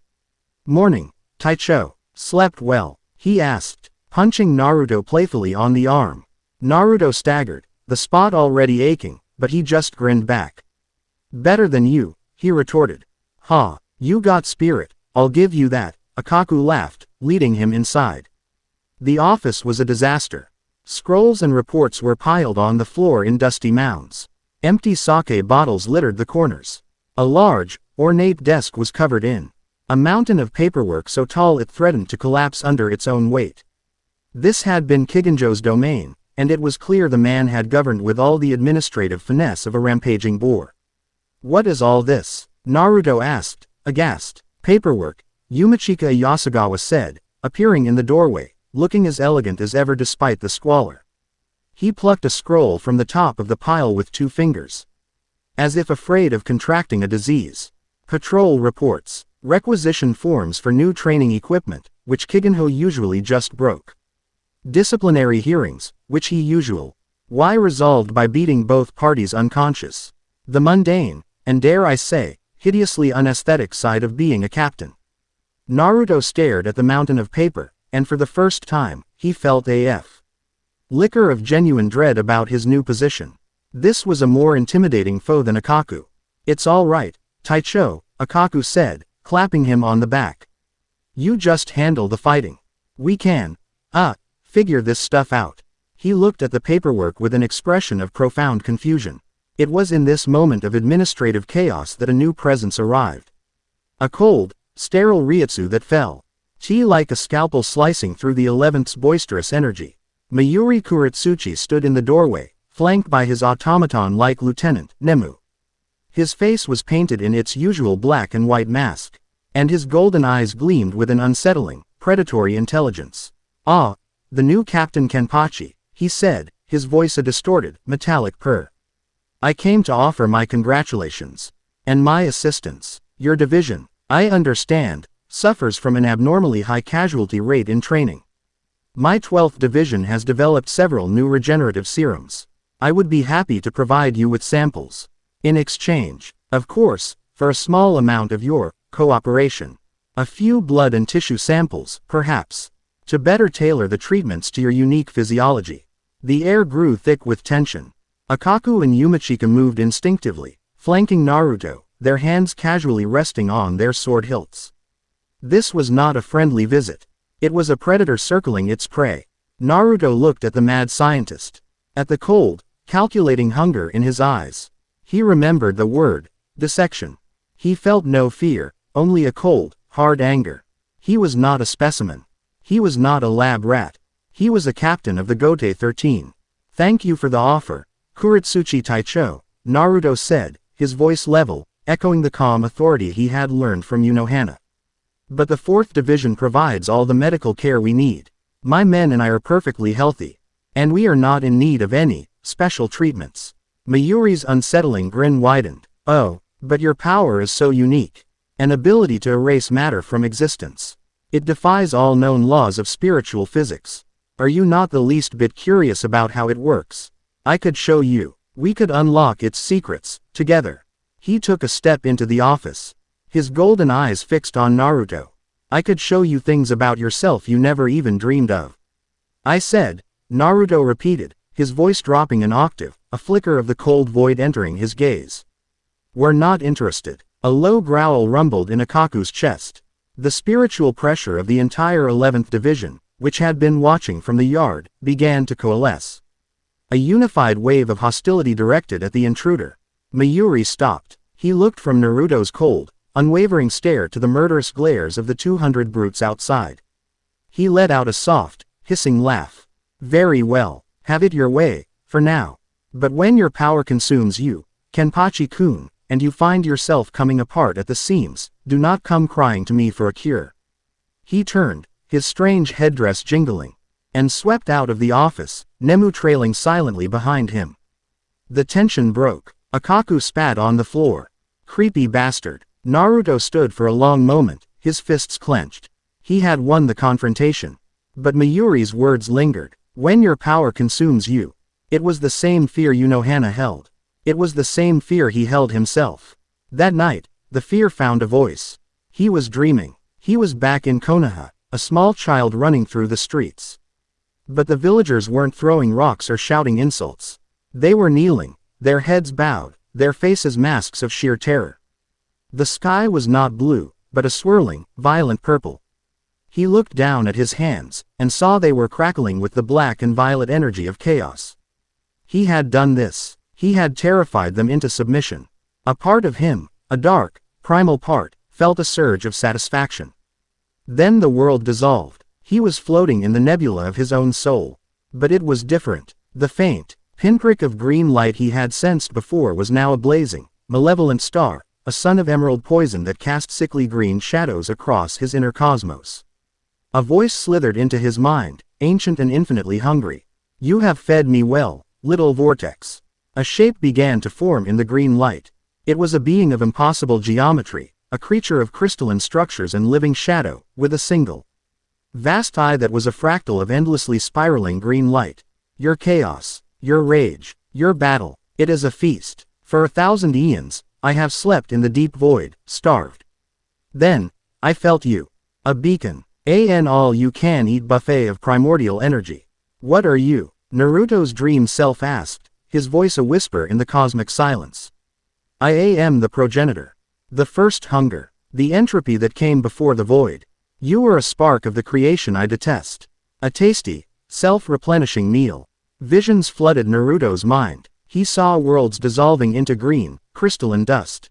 He saw beings of immense power screaming as their souls were consumed. He saw the progenitor growing larger, more powerful, with each act of cosmic vandalism. Grow stronger, little vortex. Fight more battles. Unleash your chaos. Every time you do, you set the table for my return. And when I am fully awake, I will consume your power, your soul, and your entire, pathetic reality. I will start with the woman of the blade. She tastes of death and creation. A rare vintage. A vision of Unohana, her face etched with horror as she was consumed by the green crystalline plague, flashed before his eyes.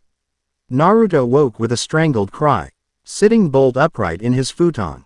He was drenched in a cold sweat, his heart hammering against his ribs. The room was dark, the barracks quiet, but the feeling of that green, hungry eye was still on him. A cold shadow in the back of his soul. Mayuri was wrong. The threat wasn't that his power would consume him. The threat was that his power was a dinner bell for something far, far worse. And it was now wide awake.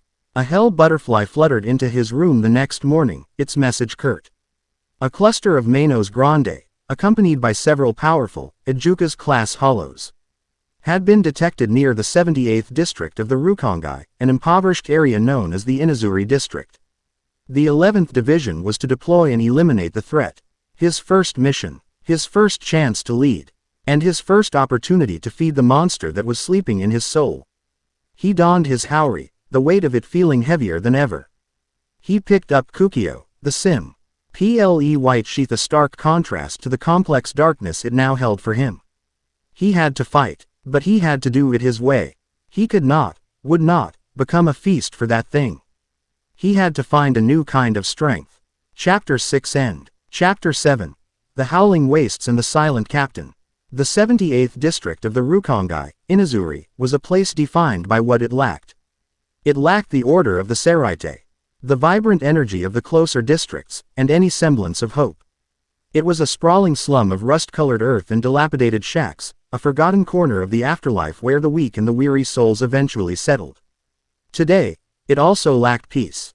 The sky was torn. A garganta, a gaping black maw in the fabric of reality, pulsed over the district, spitting out the corrupted souls of hollows.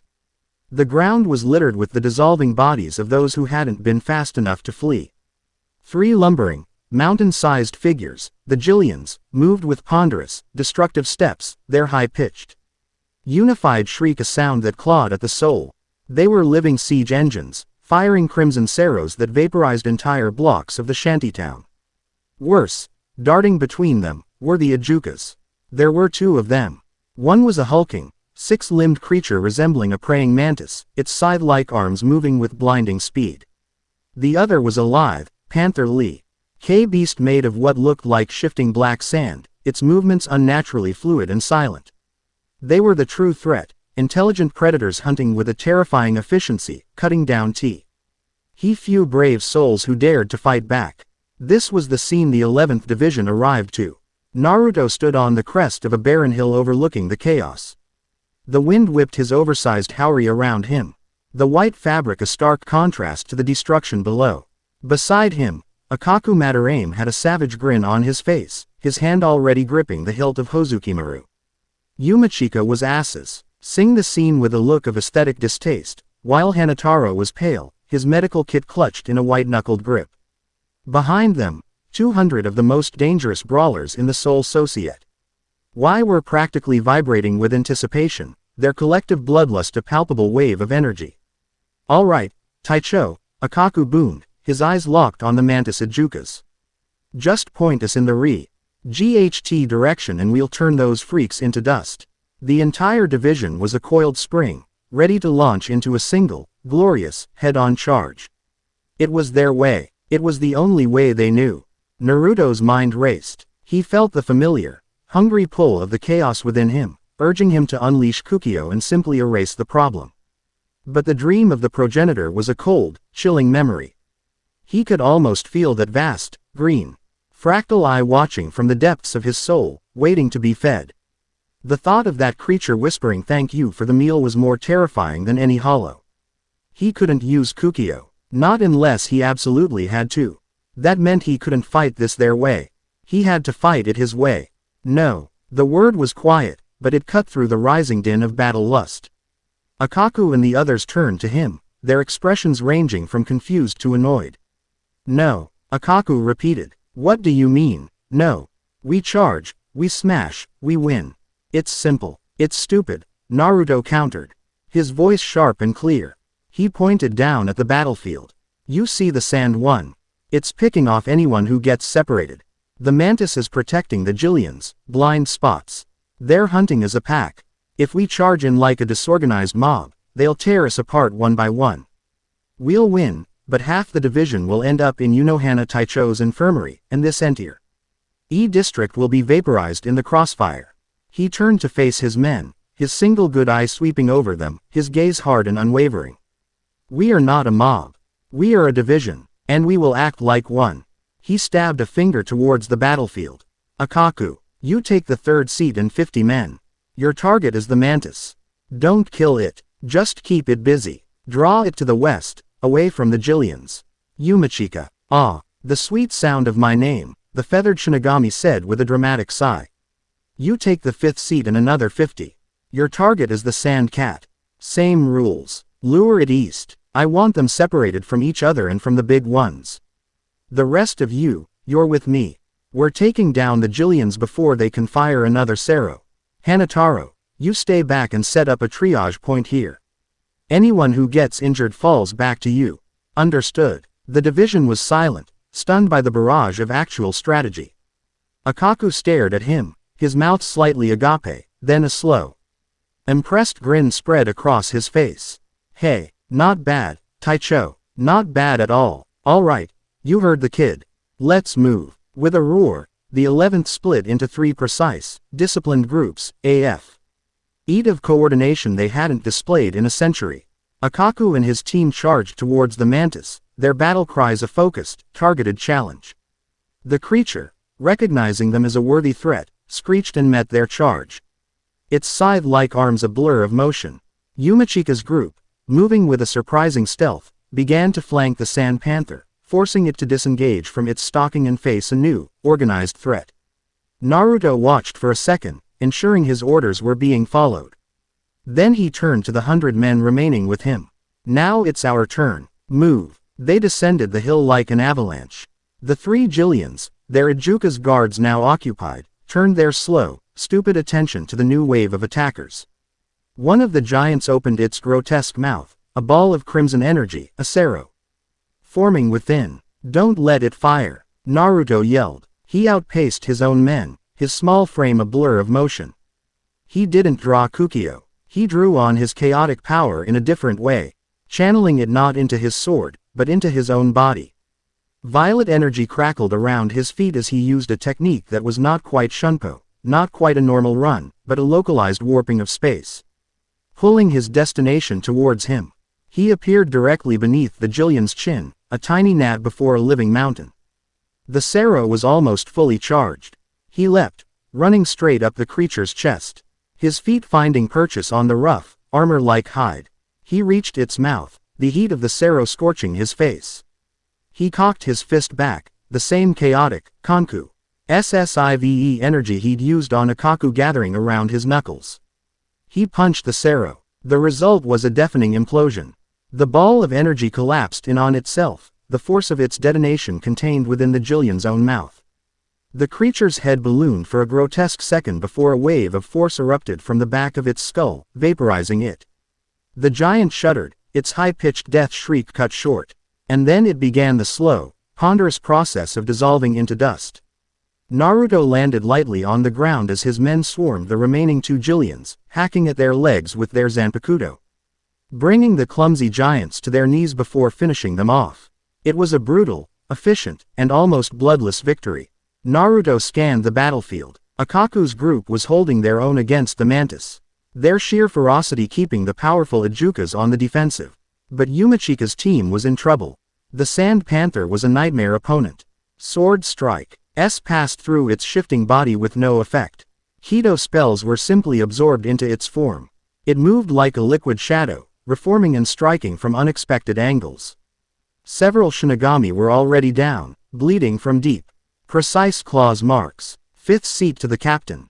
Yumachika's voice, for once stripped of its flamboyance and filled with urgency, echoed in Naruto's mind via telepathic link. We can't touch this thing. We need assistance. On my way, Naruto replied, already moving.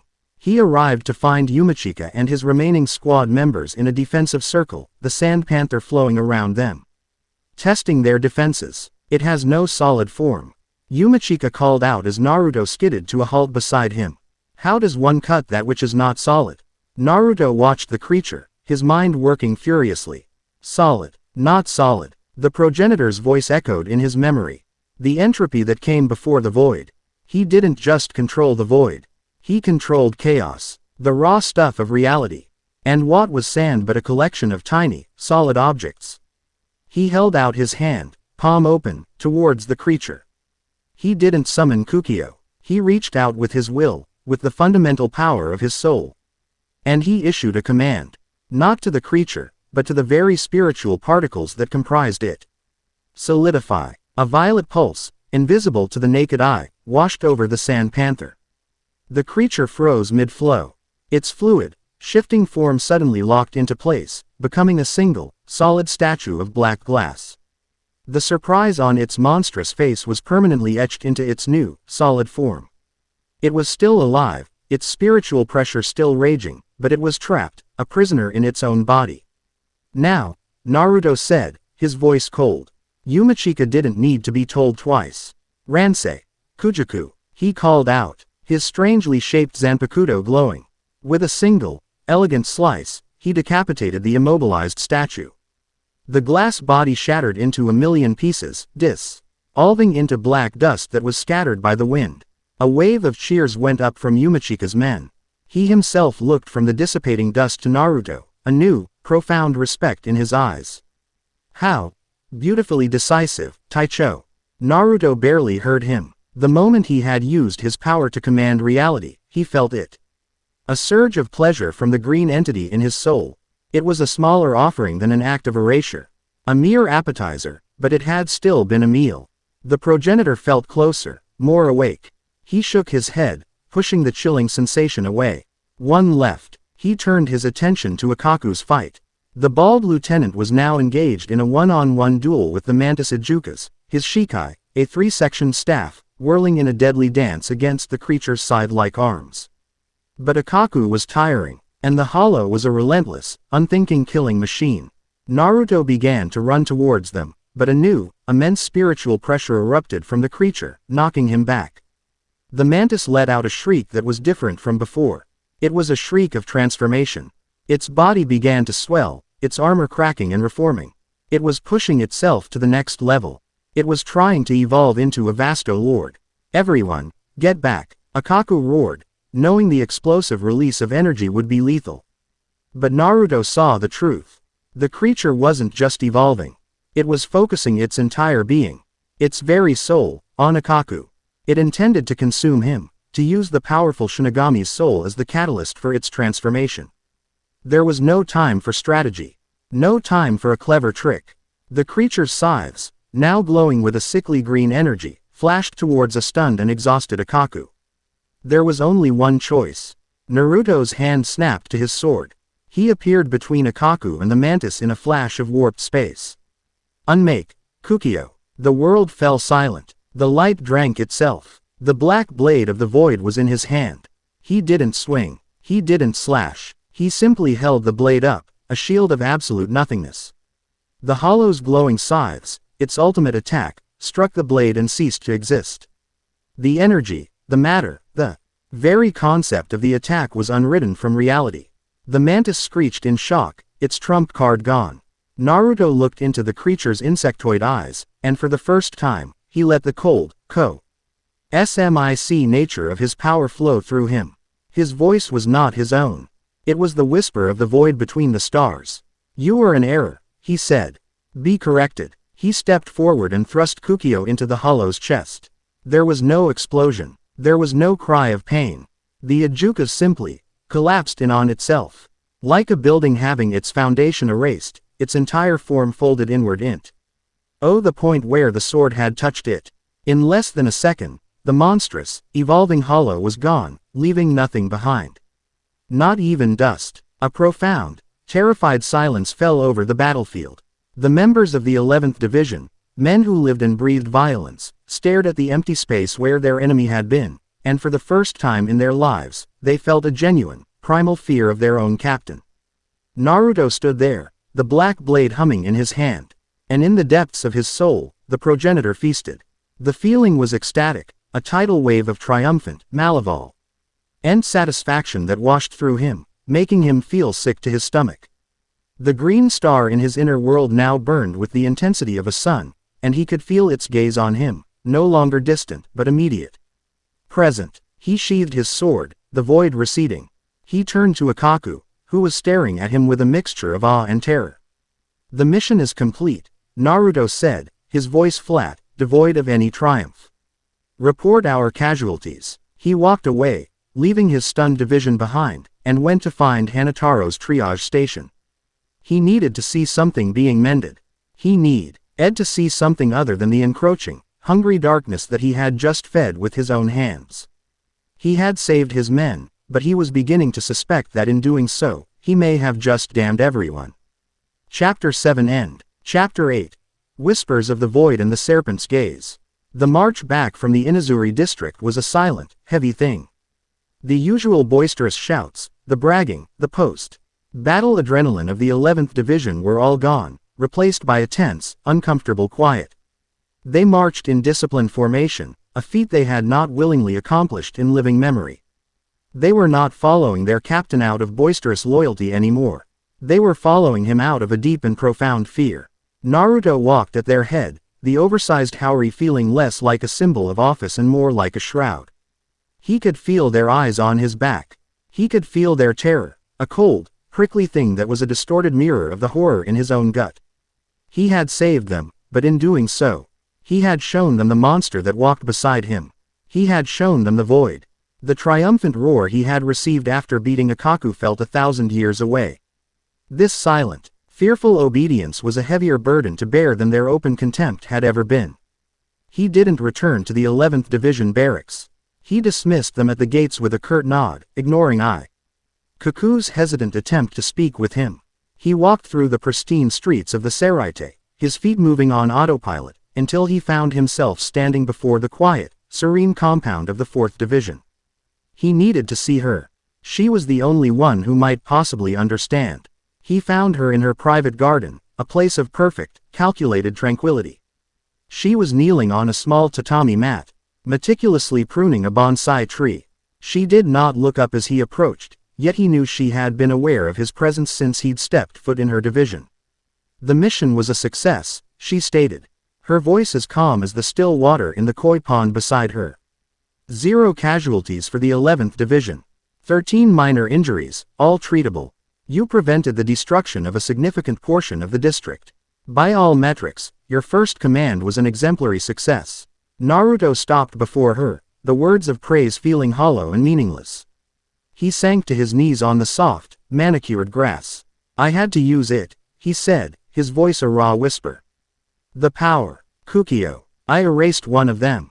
Unohana finally paused, setting her small, silver shears down with deliberate care. She turned to look at him, her gentle eyes seeing not the victorious captain, but the terrified child beneath the uniform. She saw the tremor in his hands, the haunted look in his eye. Tell me everything, she said. And so he did. He told her about the strategic battle, about the subtle uses of his power to win without erasure.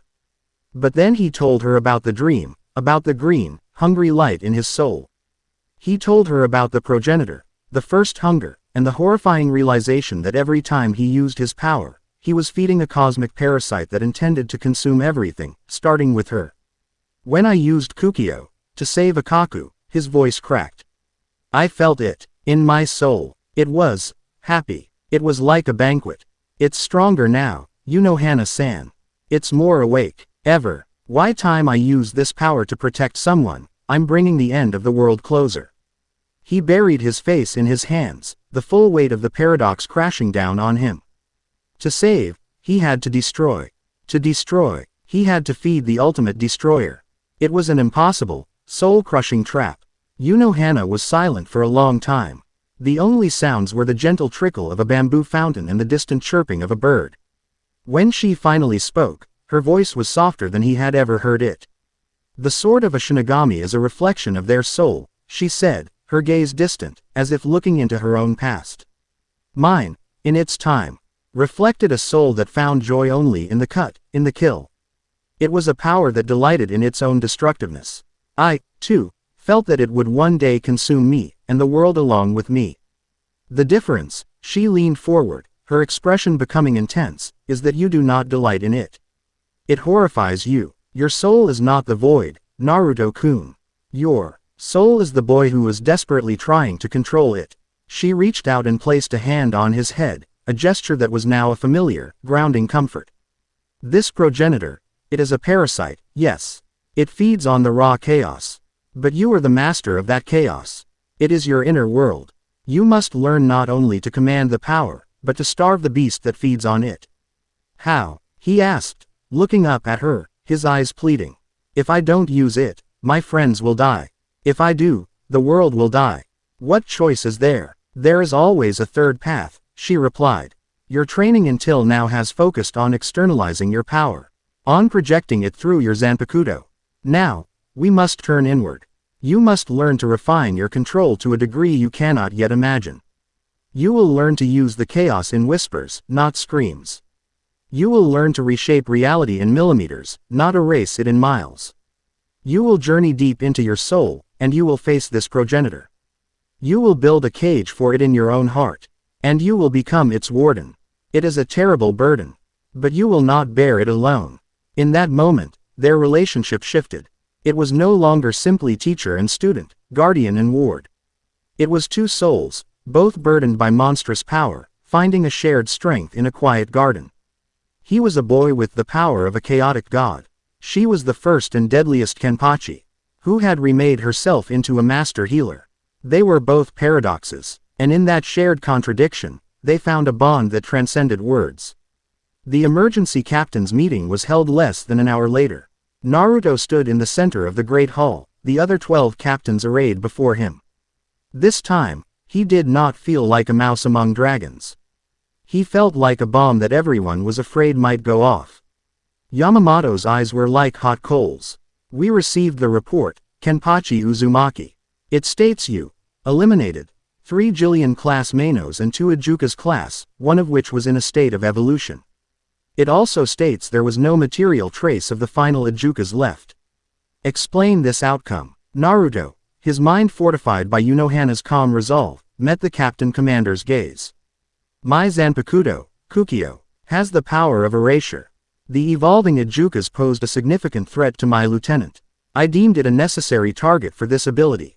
The other hollows were dispatched using conventional methods by my division. His report was clipped, precise, and revealed nothing of his inner turmoil. Erasure, Mayuri Kuretsuchi repeated, his voice practically vibrating with avaricious glee. Complete sublimation of spiritual matter. Oh, the possibilities. Sotaicho, this is an unprecedented phenomenon. It is imperative that the subject, that is, Captain Uzumaki, be submitted to my division for extensive analysis. His power is a threat to the balance, Soifon snapped. A power that can permanently delete a soul from the cycle of reincarnation is an abomination. Now, Shunsui Kiraku said, his lazy demeanor a thin veil for his sharp intellect. The boy did his duty. He eliminated a threat and saved his men. Isn't that what we're here for? Seems TTLE harsh to punish a kid for being too good at his job. A new voice, smooth and calming, entered the debate. It was Captain Sosuke Aizen of the 5th Division. He had a gentle, scholarly air about him, and his smile was warm and disarming. Perhaps the issue is not the power itself, but its nature. It is unknown, and the unknown is often a source of fear. Captain Uzumaki, you seem to be a disciplined and capable commander. For one, I'm simply glad such a power is in the hands of someone who seems to wield it with a sense of duty, rather than malice. His words seemed to be in Naruto's defense. But the subtle effect was to highlight the unknown nature of the power, planting a seed of unease even in those who might have defended him. Naruto felt a strange, instinctive chill at the man's seemingly kind words. Yamamoto slammed his cane once more. The boy's actions were in accordance with his duties. The nature of his power is a matter for further observation. For now, he has proven his capability as a commander. The matter is closed. Meeting adjourned. As the captains began to file out, Aizen paused as he passed Naruto. He offered the boy a gentle, reassuring smile. Do not let their whispers trouble you. Uzumaki-kun. True strength is often misunderstood at first. If you ever need someone to speak with, someone who values knowledge over fear, my door is always open. The offer was kind, generous. But looking into Aizen's warm, brown eyes, Naruto felt a deep, primal wrongness. It was a feeling he couldn't explain, a warning bell from the deepest parts of his chaotic soul. He merely nodded, and Aizen walked away, his calm, scholarly demeanor a perfect mask. In the quiet, sterile depths of the 5th Division's offices, the mask came off. Sosuke Aizen sat behind his desk, a game of Go laid out before him. The pieces were not black and white, but were carved to represent the captains and notable lieutenants of the Gote 13. Captain Jin Ichimaru, his face fixed in its perpetual, fox-like grin, lounged on a nearby sofa. Captain Konami Tosen stood rigidly by the door, his blind eyes seeing more than most. His power develops at a fascinating rate, Aizen murmured, placing a new, unmarked piece on the board. It was a swirling vortex of violet and black. Kukio. The Void. A power that can erase even Ryujin Jaka. A power that could, perhaps, even erase the Soul King himself. He seems a bit of a handful, though, Jin said, his voice a lazy drawl. That Unohana's got her claws in him deep. He's not gonna be easy to turn. Turn him. Aizen chuckled, a low, genuinely amused sound. Jin, you think too small. One does not try to tame a hurricane. One simply studies its path, understands its nature, and then builds a device to harness its winds. The boy is not a goal. He is a tool, and a tool must be tested. He looked at Tosen. Konami, you believe in justice, in the path of least bloodshed. That is my belief, Aizen-sama, Tosen replied, his voice resonating with conviction. Then you must see the potential for injustice here, Aizen continued, his voice weaving a web of logic. A single being with the power to unmake reality. Is that not the ultimate imbalance? A power so absolute corrupts absolutely. For the good of the soul society, for the sake of true justice, we must understand his limits. We must see how far he can be pushed before he breaks. Tosen's jaw tightened. What do you propose? Aizen smiled, a true, cold smile that held no warmth at all. The boy has formed a bond with his division. He fought for them. He bled for them. He unleashed his ultimate power to save one of them. An admirable, but predictable, emotional attachment. We will simply threaten that attachment. He moved another piece on the board, a pawn, Plassen. G it next to the piece representing Akaku Madarame. We will create a crisis. One that his strategy cannot solve. One that his fists cannot win. A situation where he is forced to choose. Let his division die, or unleash the void and show us, and himself, the true, monstrous nature of his power. Let's see what happens when the hurricane is aimed at something he loves. His gaze drifted to the piece representing Unohana. And we will watch, very, very closely. Chapter 8 End. Chapter 9. The Warden and the Cage. The training had changed. There were no more boulders to erase, no more sparring matches that ended with a flash of the void. Now, their sessions took place in the quiet solitude of Unohana's personal meditation hall, often with nothing more than a simple, chipped teacup placed between them. The power of chaos is not merely the power to unmake, she said, her voice a soft guide in the silent room. That is its most primitive, most brutish expression. Like a baby that only knows how to scream and break its toys. True chaos is the potential for all things. It is the primordial clay from which reality was sculpted. To unmake is easy. To create, to restore, that is the mark of true control. Naruto sat opposite her, his eyes closed, his breathing even. He wasn't reaching for his sword. He was reaching with his soul, extending a gossamer thin thread of his chaotic will towards the broken cup. He could feel the jagged edges of the crack, the memory of its wholeness, the space where its spiritual particles had been forced apart. He didn't try to force it. He didn't command it. He coaxed it. He presented the concept of mended to the particles, offering them a path back to their original state. For a long, agonizing moment, nothing happened. Then, he felt a subtle shift. The faint, violet aura of his power, so thin it was almost invisible, enveloped the cup. The crack began to flow back together, the ceramic seamlessly knitting itself into a single, perfect whole. He opened his eyes, a bead of sweat tracing a path down his temple. The cup was perfect. It was a small, almost laughable miracle, yet it had taken more focus, more raw spiritual control, than erasing the Ajukas. He felt a deep, profound satisfaction, and more importantly, he felt the progenitor in his soul. It was a feeling of sulky, petulant frustration. This act of creation, of restoration, had offered it no sustenance. It was like trying to feed a forest fire with a single drop of water. A genuine, warm smile graced Unohana's lips. Excellent. You are learning to whisper, Naruto-kun. It was in the midst of this quiet progress that the world screamed again. The piercing wail of the Seraite's emergency alarm shattered the tranquility. A hell butterfly fluttered into the room before them, its voice the frantic, strained cry of a 2nd Division scout. Massive hollow signature detected. District 65, the Kusajishi region. Multiple entities. Readings are unstable. They're wrong. Naruto and Unohana exchanged a look. Kusajishi was one of the most impoverished and lawless districts of the Rukongai, a place of perpetual strife. It was the perfect place for a disaster to go unnoticed until it was too late. Yamamoto's orders came a moment later. The threat was designated as high level, but the signatures were unknown. The 11th Division was to deploy, assess, and neutralize. This time, as Naruto walked into his barracks, there was no hesitation, no challenge. 200 Shinigami snapped to attention, a single, disciplined unit. Akaku and Yumachika were already there, their expressions grim. Reports say it's a strange one, Taicho, Akaku said, his usual battle grin absent. The scouts who got close enough to see them didn't make it back. All we have is their last report. Don't kill them.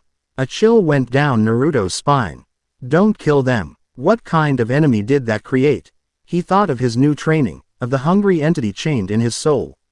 A battle, where killing was a mistake. This was a test of a different kind. The Kusajishi district was a maze of canyons and rust-colored mesas, a desolate wasteland where only the toughest souls could survive. As the 11th Division arrived via a Senkaimon gate, they found the source of the disturbance.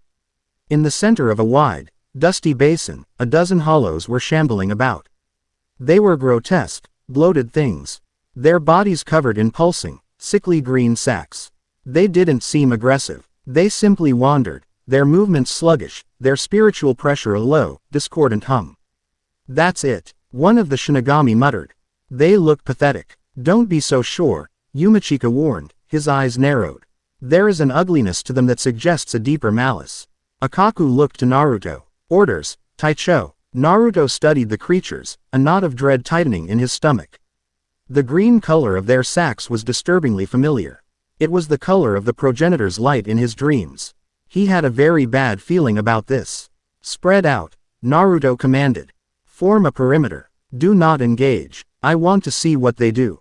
His men, trusting his judgment after the Inazuri mission, obeyed without question. But before the perimeter could be fully established, a group of 5 hollows noticed them. With a wet, gurgling cry, they charged. Their movements were clumsy, their attacks predictable. 11th Division, repel them. Akaku roared, his instincts taking over. Hozukimaru. He met the first hollow's charge, his Zanpakuto easily cleaving the creature in two. But the moment it died, its body didn't dissolve. It exploded, not in a wave of force, but in a silent, expanding cloud of thick, corrosive green mist. Akaku, caught at point-blank range, inhaled a lungful of the stuff before he could react. He immediately dropped to one knee, a violent, hacking cough racking his body. What is this? He gasped, his spiritual pressure flickering and dimming like a dying candle. The men closest to him, who had also cut down the other charging hollows, suffered the same fate, collapsing to the ground, their Retsu corroding from the inside out. The trap was sprung. To kill the enemy was to release the poison. Don't attack. Naruto's voice was a sharp crack of command that cut through the rising panic. Fall back. Medics, forward. Hanataro and a team of 11th Division medics, trained in the 4th's basic Kido, rushed to the fallen. But as Hanataro's green healing energy touched Akaku's skin, it sizzled and dissipated, like water on a hot stone.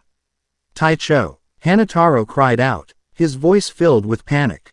It's not working. The Kido, it's being eaten. Their spiritual bodies they're rotting. More hollows, drawn by the commotion, began to shamble towards them. The division was caught in an impossible position. They couldn't fight, they couldn't heal, and they couldn't retreat, not without abandoning their comrades. This was Aizen's test, a crisis that strategy and fists could not solve. In the depths of Naruto's soul, the progenitor stirred, its voice a triumphant, seductive whisper in his mind. A clever puzzle, but the answer is so simple. A single sweep of the void. Erase the disease, the carriers, the very ground they stand on. A feast for me, a cure for them. Is their pride worth more than their lives? Let go. Unleash me. I can save them. He could feel the hunger. The desire to be fed. He looked at Akaku, his face pale, his breath coming in ragged gasps.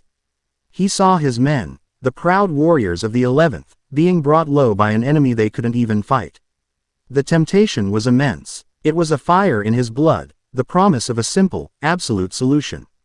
He drew his sword. The men who were still standing flinched, expecting the world to end. Then, a new presence arrived on the battlefield.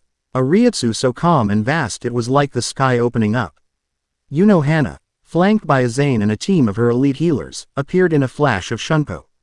Her eyes took in the scene in an instant, the hollows, the miasma, the dying Shinigami. A soul-corroding miasma, she said, her voice grim as she knelt beside Akaku, her own advanced healing Kido glowing around her hands. Her power was strong enough to push back the decay, but only just. It was a grueling, slow process. To heal one will take all of my focus. I cannot save them all if you keep releasing the poison. She looked up at Naruto, her eyes locking with his. She saw the drawn sword, the agony of his choice. She didn't offer a command, or advice. She simply held his gaze, her expression one of absolute, unwavering faith in him. You will find the third path. Her faith was an anchor in the storm of his soul. He looked at Kukio, the blade of the void, the ultimate eraser. He looked at his suffering men. He felt the progenitor's slavering hunger. Whispers, not screams. He took a deep breath, and his entire demeanor changed. The panic, the fear, the temptation, it all vanished, replaced by a chilling, absolute calm. He was no longer a boy. He was the warden. He turned to his division. Yumachika, form a shield wall. Protect the healers. Do not, under any circumstances, kill another hollow. Just hold them back. He then turned and walked to the center of the basin, to the heart of the miasma. The remaining hollows turned their stupid, bloated attention to him. He ignored them. He was focused on a different enemy now. The enemy in his own soul. Yes, the progenitor whispered, sensing his intent. Let it all out. Feed me. No, Naruto whispered back, his voice for his ears only. You will starve. He raised his sword, but he didn't point it at the hollows. He pointed it at the sky. Then, he plunged it deep into the dusty ground at his feet. Bankai. It was not a true Bankai. He had not learned its name, had not mastered its form. It was a raw, primal scream of a release, a desperate gamble using the one word he knew held a deeper power. Kukio no Ori, cage of the void. The world did not end. It was contained. From the point where his sword pierced the earth, a dome of pure, silent blackness erupted. It expanded with impossible speed, a perfect hemisphere of absolute nothingness that rose up and over the entire battlefield, sealing them inside. It was not a wall of energy. It was a boundary of non-reality. A cage woven from the void itself. Inside the dome, the world became thin and silent. The sickly green miasma, a complex spiritual substance, could not exist in this simplified reality. It touched the boundary and was unmade. The very air seemed to lose its substance. The remaining hollows shrieked in terror, their own corrupted forms beginning to fray at the edges, destabilized by the proximity of the absolute void. Naruto was on one knee, his hands gripping the hilt of his sword, which was now an anchor point for the entire construct. Sweat poured from his brow. His muscles screamed. The spiritual pressure required to maintain this cage, to hold a sliver of reality separate from the rest, was astronomical. It felt like he was holding up the sky. But it was working. With the miasma gone, Unohana and her healers could work unimpeded. Their green Kido flared to life, washing over the fallen Shinigami, mending their corroded souls. The 11th, seeing their comrades being saved, found new strength, forming a resolute wall around the healers and fending off the now weakened hollows with non-lethal attacks, binding them with Kido and sheer brute force. From the depths of his soul, the progenitor let out a silent, cosmic scream of pure, frustrated rage. It was being starved. The chaos was being used, refined, and commanded, but it was being wielded to create order, to preserve, to contain. It was anathema. It was poison to the first hunger. Naruto held the cage, his vision blurred, his consciousness wavered. He could feel Unohana's presence, a warm, steady light. He could hear Akaku's rough voice, now clear and strong, shouting orders. He held on, anchoring his will to those sounds, those lives he was protecting. He was the warden. This was his cage, and the monster would not be fed today. From a distant, unseen vantage point, Sosuke Aizen lowered the Kido mirror through which he had been observing the battle. A slow, deeply intrigued smile spread across his face. Fascinating, he murmured to the empty air. He did not break. He did not unleash destruction. He contained it. He created a cage from the void itself. The tool had not performed as expected. It had proven to be infinitely more complex, more powerful, and more interesting than he had ever imagined. His test had failed to break Naruto, but it had succeeded in revealing a potential far beyond mere erasure. The boy, Aizen said to himself, his mind already spinning a dozen new, more intricate webs, is becoming a true sage of chaos. Chapter 9 End.